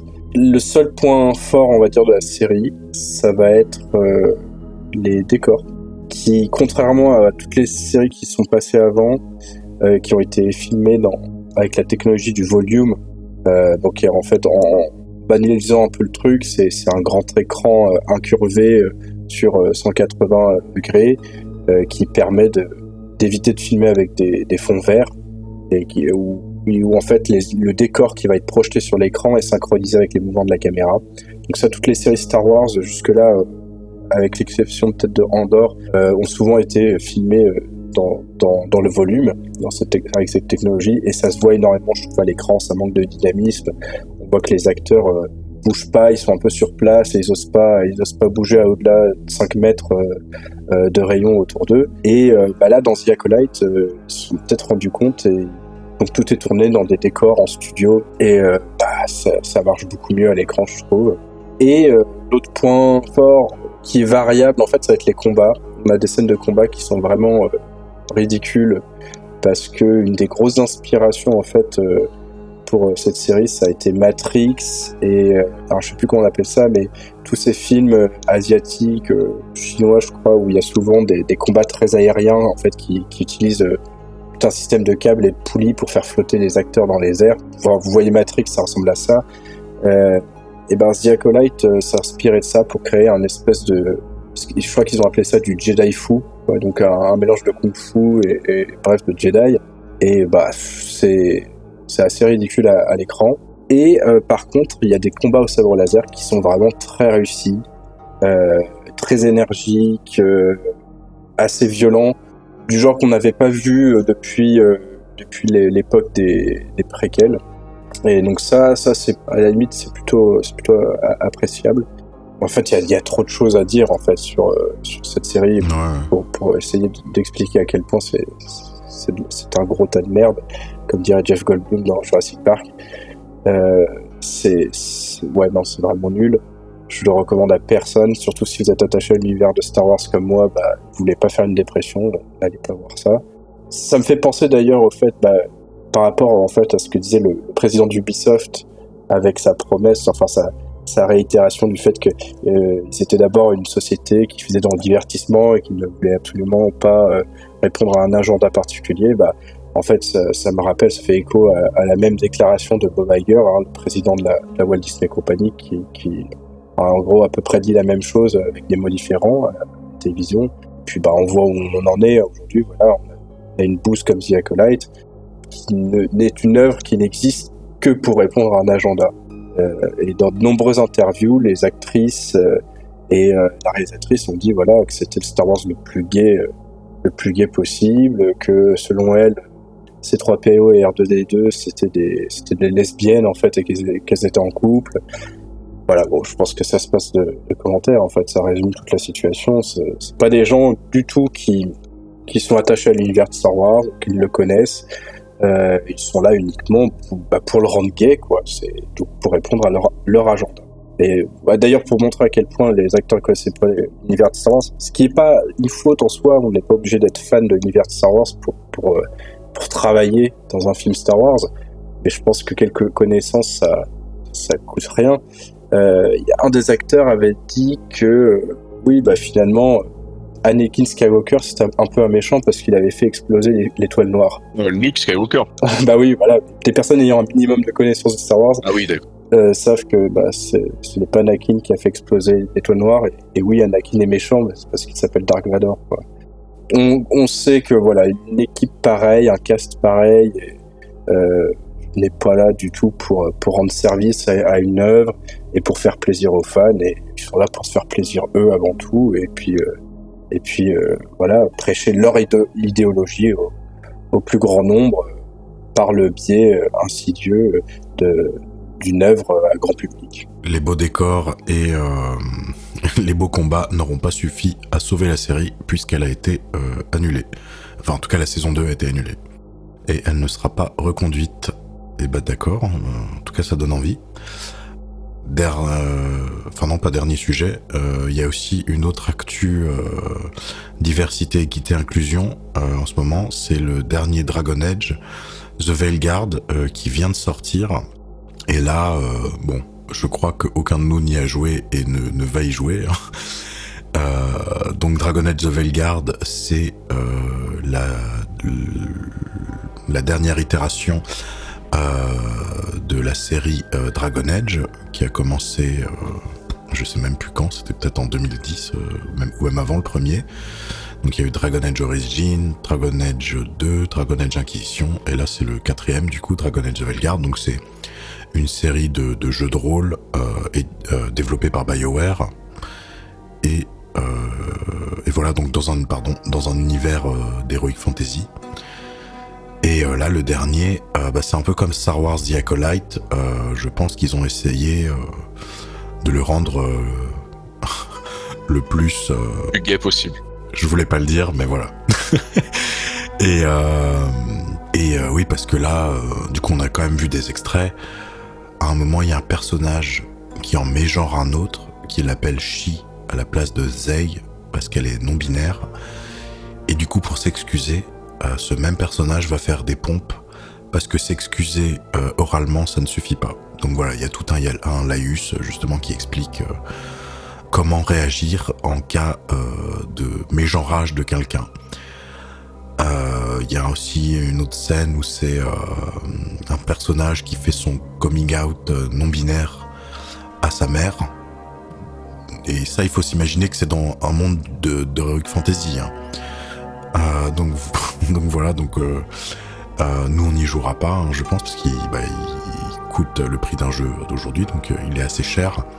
Et même au-delà au-delà de toutes ces choses-là, même artistiquement, il est vraiment affreux. C'est, on en parlait. Ça n'a jamais été leur fort, de toute façon. Alors, je suis d'accord, ouais, ça n'a jamais été leur fort, mais là, c'est on va dire que c'est l'apothéose. Parce que, justement, on en parlait dans nos conversations avant, c'est que c'est vraiment la renaissance-férisation de la fantasy. Qu'est-ce que je veux dire par là ? En fait, c'est de la fantasy qui va chercher des références que dans d'autres œuvres de fantasy. Donc ça veut dire que avec le temps, en fait, ça c'est complètement dénaturé et ça devient assez insipide. Et pourquoi je dis renaissance-férisation ? Alors pour ceux qui connaissent pas, il y a aux États-Unis, il y a des conventions, des foires qui s'appellent des renaissance-fers. Et en fait, c'est un peu des espèces de foires médiévales, mais version américaine. Et comme c'est version américaine, en fait, ils mélangent tout. Donc ça veut dire que il va y avoir des gens déguisés en vikings, en pirates, en vampires, en chevaliers, etc. Et tout est mélangé, mais même dans leurs costumes. Donc ça va être très satin, couleur flashy. Et ça ressemble vachement. Enfin voilà, en fait, c'est un peu la DA de Dragon Age The Veilguard, quoi, où c'est de la fantasy qui est inspirée de fantasy, quoi. Et du coup, ça donne quelque chose de vraiment moche. Mais c'est pas que Dragon Age The Veilguard, d'ailleurs, il y a aussi un jeu qui est bien pour le coup, Baldur's Gate 3, qui rentre aussi dans cette catégorie de fantasy un peu appauvrie, en fait, parce que justement, elle ne va plus puiser. On dirait des cosplayers, en fait. Une soirée déguisée, quoi. En fait. Oui, c'est ça, voilà. Parce que c'est une fantasy qui va plus puiser dans les sources traditionnelles qui étaient les sources historiques ou mythologiques, quoi. Donc voilà, Dragon Age The Veilguard, je sais pas si vous voulez ajouter un mot. Non, en fait, oui, juste sur l'esthétique, en fait, c'est surtout qu'on sent, au-delà de piocher à droite à gauche des éléments dans d'autres univers de fantasy, on sent en fait surtout qu'il n'y a pas de culture.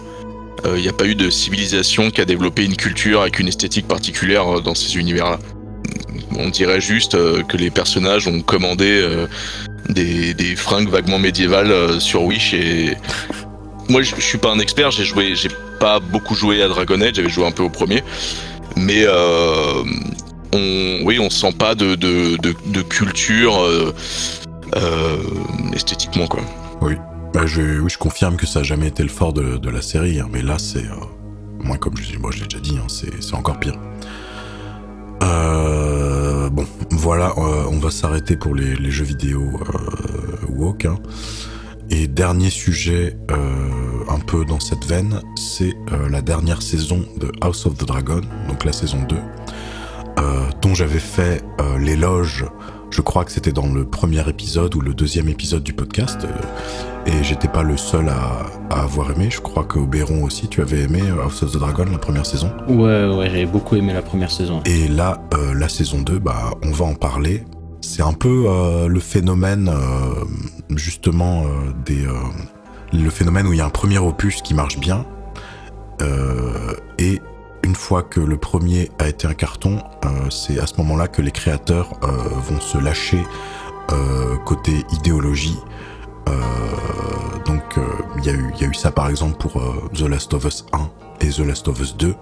Je vais pas faire le résumé de The Last of Us, hein, mais bon voilà, pour ceux qui ont la ref, il y a un peu de ça, quoi. Donc le premier qui est une histoire assez classique, où il peut y avoir quelques éléments de progressisme, mais voilà, on va dire que c'est amené de façon un peu intelligente et c'est pas indigeste. Et le deuxième opus où là c'est vraiment l'œuvre de propagande, quoi. Et il y a un peu ça dans le deuxième la deuxième saison d'House of the Dragon, même si donc au petit résumé encore, House of the Dragon, donc c'est une histoire de George Martin, et en fait c'est un préquel à l'histoire du Trône de Fer. Donc c'est l'histoire de la famille des Targaryens qui sont arrivés sur Westeros, donc l'île sur laquelle se déroule l'intrigue. Et voilà, cette famille-là, c'était les dragonniers. Donc ils chevauchaient, ils contrôlaient des dragons, et c'est comme ça qu'ils ont pris le contrôle de Westeros. Et dans la première saison, il y avait quand même, voilà, comme je disais, quelques éléments de progressisme, plus ou moins subtils, mais en tout cas, voilà, moi, j'avais pas trouvé ça indigeste. Donc, par exemple, il y avait le message très féministe, avec, voilà, les femmes qui n'arrivent pas à devenir héritières, et les mâles, les rois, et les hommes qui font n'importe quoi, alors que si c'était des femmes, tout serait très bien géré. Il y avait aussi le fait qu'ils avaient remplacé, justement, une famille qui est les Vélarions, je crois. Ouais, c'est ça. Qui venaient plus ou moins du même pays d'origine que les Targaryens.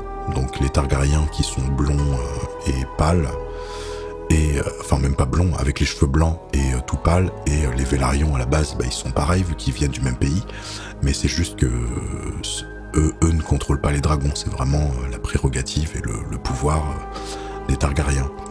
Et du coup, dans l'adaptation télévisée, ils ont gardé les cheveux blancs, mais ils ont mis des personnages d'origine africaine. Donc voilà. Mais bon, ça faisait quand même la blague. Moi, ça m'avait pas gêné plus que ça une fois qu'on l'acceptait, parce que par exemple, quand dans la première saison, un personnage Targaryen avait un enfant avec un Vélarion, ça faisait un métis. Pas comme dans, par exemple, les Anneaux de pouvoir, où là, entre les parents et les enfants, il n'y a aucune cohérence ethnique. Donc voilà, tout ça pour dire que dans la saison 1, moi j'avais bien aimé, malgré voilà, ces petites choses-là. Mais dans la saison 2, oh là là, donc je vais spoiler, mais bon, ça fait longtemps qu'elle est sortie. Il y a l'héroïne, donc, qui est l'héritière Targaryen, qui essaye de récupérer son trône parce que c'est elle l'aînée et c'est elle qui a été désignée par son père et que ses frères, en résumant en gros, son frère essaye d'usurper son trône. Et voilà, donc ce personnage qui était hétérosexuel dans toute la première saison se découvre un amour pour les femmes, en tout cas pour une femme dans la saison 2. Il y a aussi un personnage incarné par un ou une transsexuelle dans la vraie vie qui contrôle des pirates. Et donc ce personnage, donc je sais pas s'il est censé être trans dans la fiction, mais en tout cas, d'ailleurs l'actrice ou l'acteur, selon vos sensibilités, c'est même pas un comédien ou une comédienne, c'est un youtubeur d'extrême gauche de YouTube. Je me souviens plus de son nom, mais je vais pas lui faire de la pub. Par contre, t'as dit l'acteur, donc est-ce que tu peux faire des pompes, s'il te plaît? Oui, du coup, je vais faire comme dans Veilguard, mais justement, je laisse le choix à nos auditeurs, voilà, de l'acteur ou l'actrice. Et voilà, donc ce personnage-là contrôle, donc qui est très efféminé automatiquement, contrôle des pirates ultra vénères. Et va bolosser justement un personnage donc qui est un Lannister, donc qui est un personnage grand et blond, et va le bolosser avec ses pirates, quoi. Donc voilà, c'est plein de petites choses comme ça. Pareil, un dernier truc que j'ai relevé, c'est que normalement il y a que les Targaryens qui peuvent contrôler les dragons. Généralement les Targaryens pur sang, on va dire. Et là, il y a des dragonniers qui ont quand même un peu de sang targaryen et qui arrivent à contrôler les dragons, mais de façon vraiment random, quoi. Il n'y a plus de notion, justement, de notion d'héroïsme. Il y en a un, c'est un espèce de menteur ivrogne, et il arrive à dompter un des dragons. Donc voilà, ça veut dire que les dragons, ils prennent plus ou moins leur draconnier au hasard. Enfin, en tout cas, moi, je l'ai pris comme ça. Et il y a même carrément... Ouais, il n'y a pas ce truc d'apprentissage même, où on voyait même dans la série originale que c'était tout un processus pour apprendre à ne serait-ce que être dessus, quoi, tu vois. Là, c'est vraiment, hop là, c'est mon dragon, il m'a choisi, je fais ce que je veux avec. C'est exactement ça, et il y a même carrément un des personnages, donc un Velaryon, enfin même un bâtard Velaryon, où c'est carrément le dragon qui va le chercher. Donc ça, je pense que c'est... Je suis pas un expert du lore de George Martin, mais je crois que ça n'existe pas en théorie. Parce que justement, avoir un dragon, c'est compliqué. Et là, ouais, voilà, c'est vraiment... Il n'y a plus aucun effort, c'est vraiment, voilà, c'est un peu le hasard, quoi. Donc, voilà, il y a plein de petites choses comme ça qui font que cette deuxième saison, elle est vraiment, selon moi, moins bien que la première. Donc, Oberon, toi, je crois que tu l'as vu aussi. Je sais pas si t'as des choses à ajouter. Il y a ça et le fait qu'on se fasse hyper chier, quoi. C'est-à-dire qu'il se passe vraiment pas grand-chose. Enfin, moi, j'ai eu cette impression que ça n'avançait pas. Après, il y a mon perso préféré, le frère un peu sadique, là. Oui, qui est un espèce de Elric ou de Witcher bis qui était très stylé. Et effectivement, vas-y. C'est ça, voilà. Et qui est la brute de service complètement intenable, qui tue à tout va, qui est cruel, qui aime le pouvoir, enfin voilà, qui lui phase pendant toute une putain de saison dans une tour. On sait pas ce qui lui arrive, on sait pas pourquoi il phase, il a des remords, des machins. Enfin, c'est vraiment le seul perso un peu street crédible. Ils l'ont clochardisé totalement. Ils l'ont nerfé. Justement, tu vois, c'était peut-être problématique les gens qui aimaient ce personnage qui effectivement qui est un espèce de personnage un peu machiavélique, un peu chaotique, un peu sanguin. Après, moi justement sur ce passage-là, bon effectivement c'est complètement n'importe quoi que le personnage comme ça ait des états d'âme qui sortent de nulle part, mais esthétiquement moi j'ai trouvé qu'il y avait des plans sympas parce que je me suis dit que ça ressemblerait un peu à ce à quoi un film Elric de Mel Gibson, donc on a parlé un peu plus tôt dans le podcast, ressemblerait donc avec ce mec avec des cheveux blancs, voilà, un peu sombre dans une espèce de château complètement en ruine. Donc moi, en tout cas, juste pour ça, j'ai au moins retiré ça de cette séquence-là, quoi.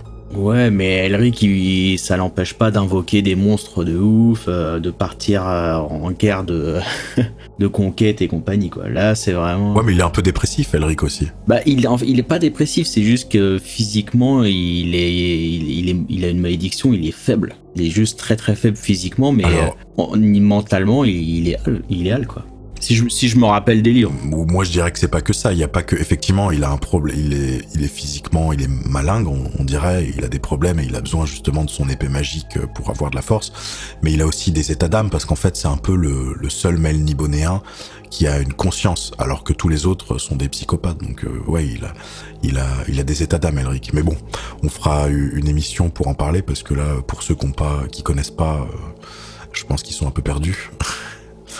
Mais voilà, House of the Dragon 2, moi je recommande pas. Ouais, pareil. Ouais, moi j'ai pas vu. Vous pouvez regarder la première saison, mais vous pouvez regarder la deuxième aussi, mais en tout cas, je pense que vous serez déçus comme nous. Bon, suffisamment parlé de trucs négatifs. Là, pour la dernière partie du podcast, on va vous parler un peu de nos recommandations. Justement, tout à l'heure, on parlait des Space Marines et du jeu Space Marine 2. Donc déjà, moi j'ai adoré. Donc le jeu commence avec cette phrase-là. Moi j'ai trouvé ça cool. L'impérium de l'humanité galactique est assiégé de toutes parts par des aliens et menacé de l'intérieur par les traîtres et les hérétiques. Donc voilà, ça commence avec une phrase très problématique, diront certains. Et ouais, vraiment super jeu. Comme je l'ai déjà dit à Mar dans une conversation, il y a des moments dans ce jeu-là où j'avais l'impression d'être dans un concept art en fait de Warhammer 40 000. C'est vraiment fidèle à l'univers et à l'esthétique justement de l'univers de Warhammer 40 000. Et ça se voit que ça a été fait par des super fans. Dont je ne suis pas, hein. Moi je suis vraiment un fan un peu casual de Warhammer 40 000, mais ouais, c'est vraiment un super jeu, un peu répétitif, ça tout le monde l'a dit, mais comme il est bien en fait, c'est pas très grave, ça défoule vraiment. Donc on incarne un Space Marine, en tout cas on incarne tout le temps un Space Marine, mais dans la campagne on incarne le personnage de Titus, et voilà, on déglingue des tyranides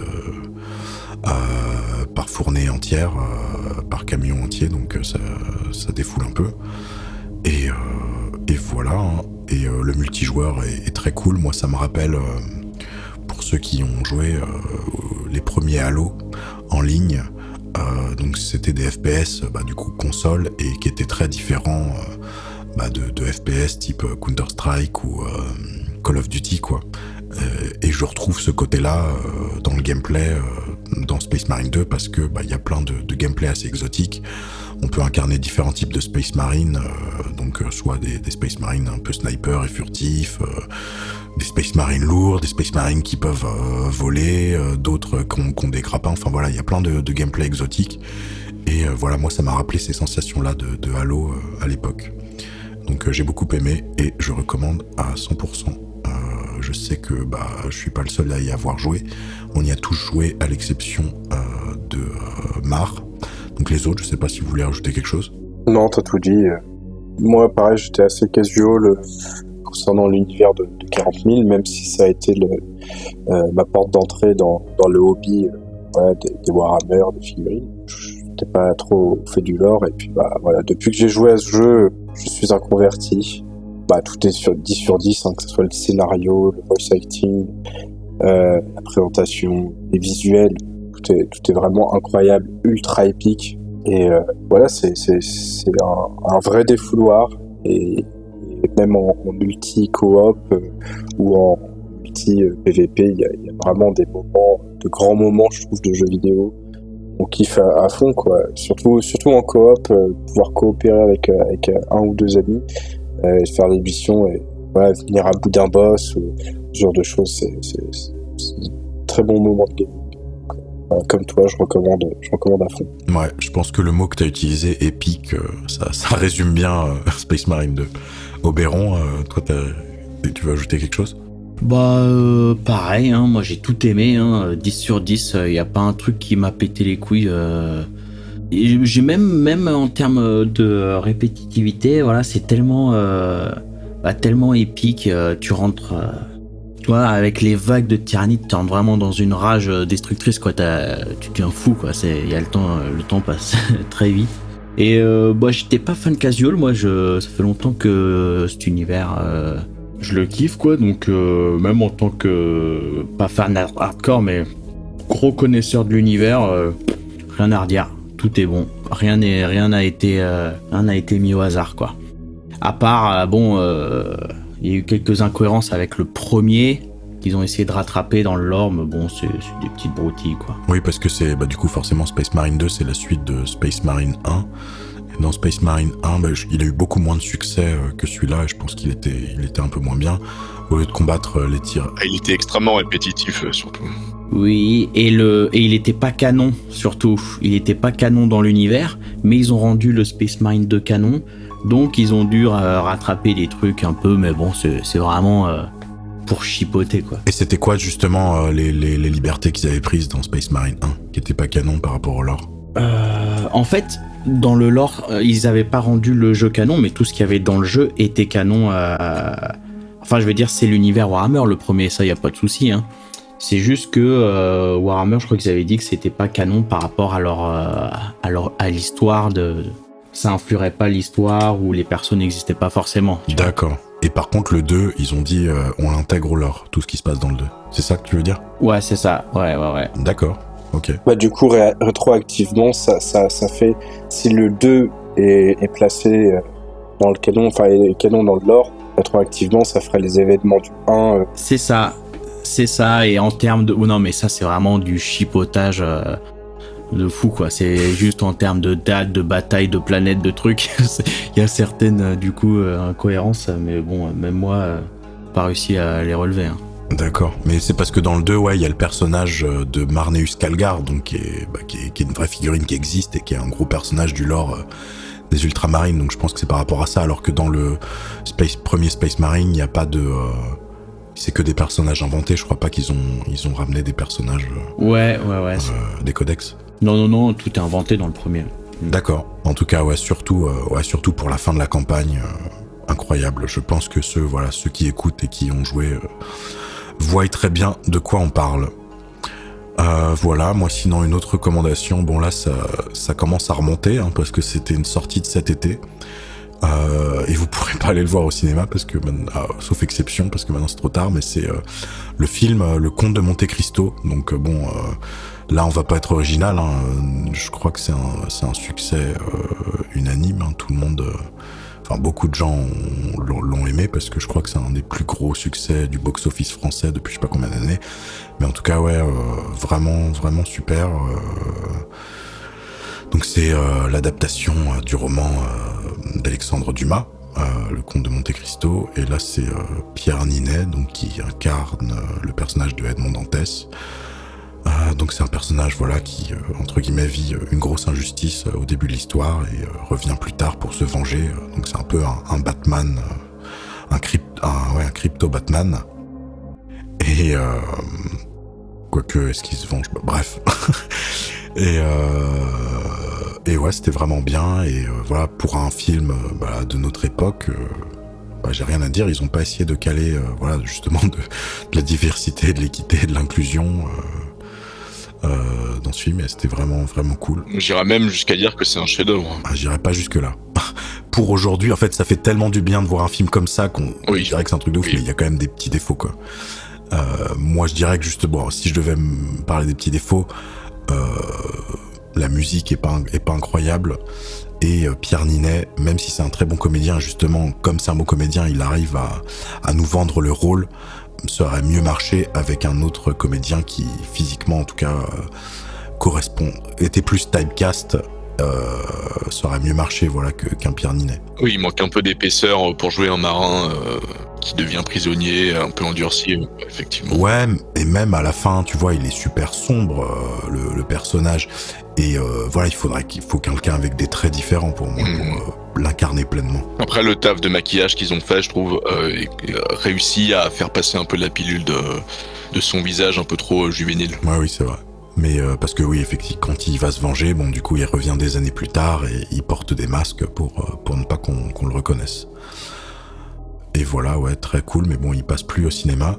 Et justement, moi j'étais assez surpris qu'il y ait aucun truc de diversité, d'inclusion et patati patata, parce que c'est la même équipe, en tout cas en production, et pas seulement, j'ai plus le détail, mais qui ont fait les derniers films sur les Trois Mousquetaires, donc avec François Civil, Pio Marmaille, Vincent Cassel et Romain Duris, donc incarnent voilà, les différents mousquetaires, quoi.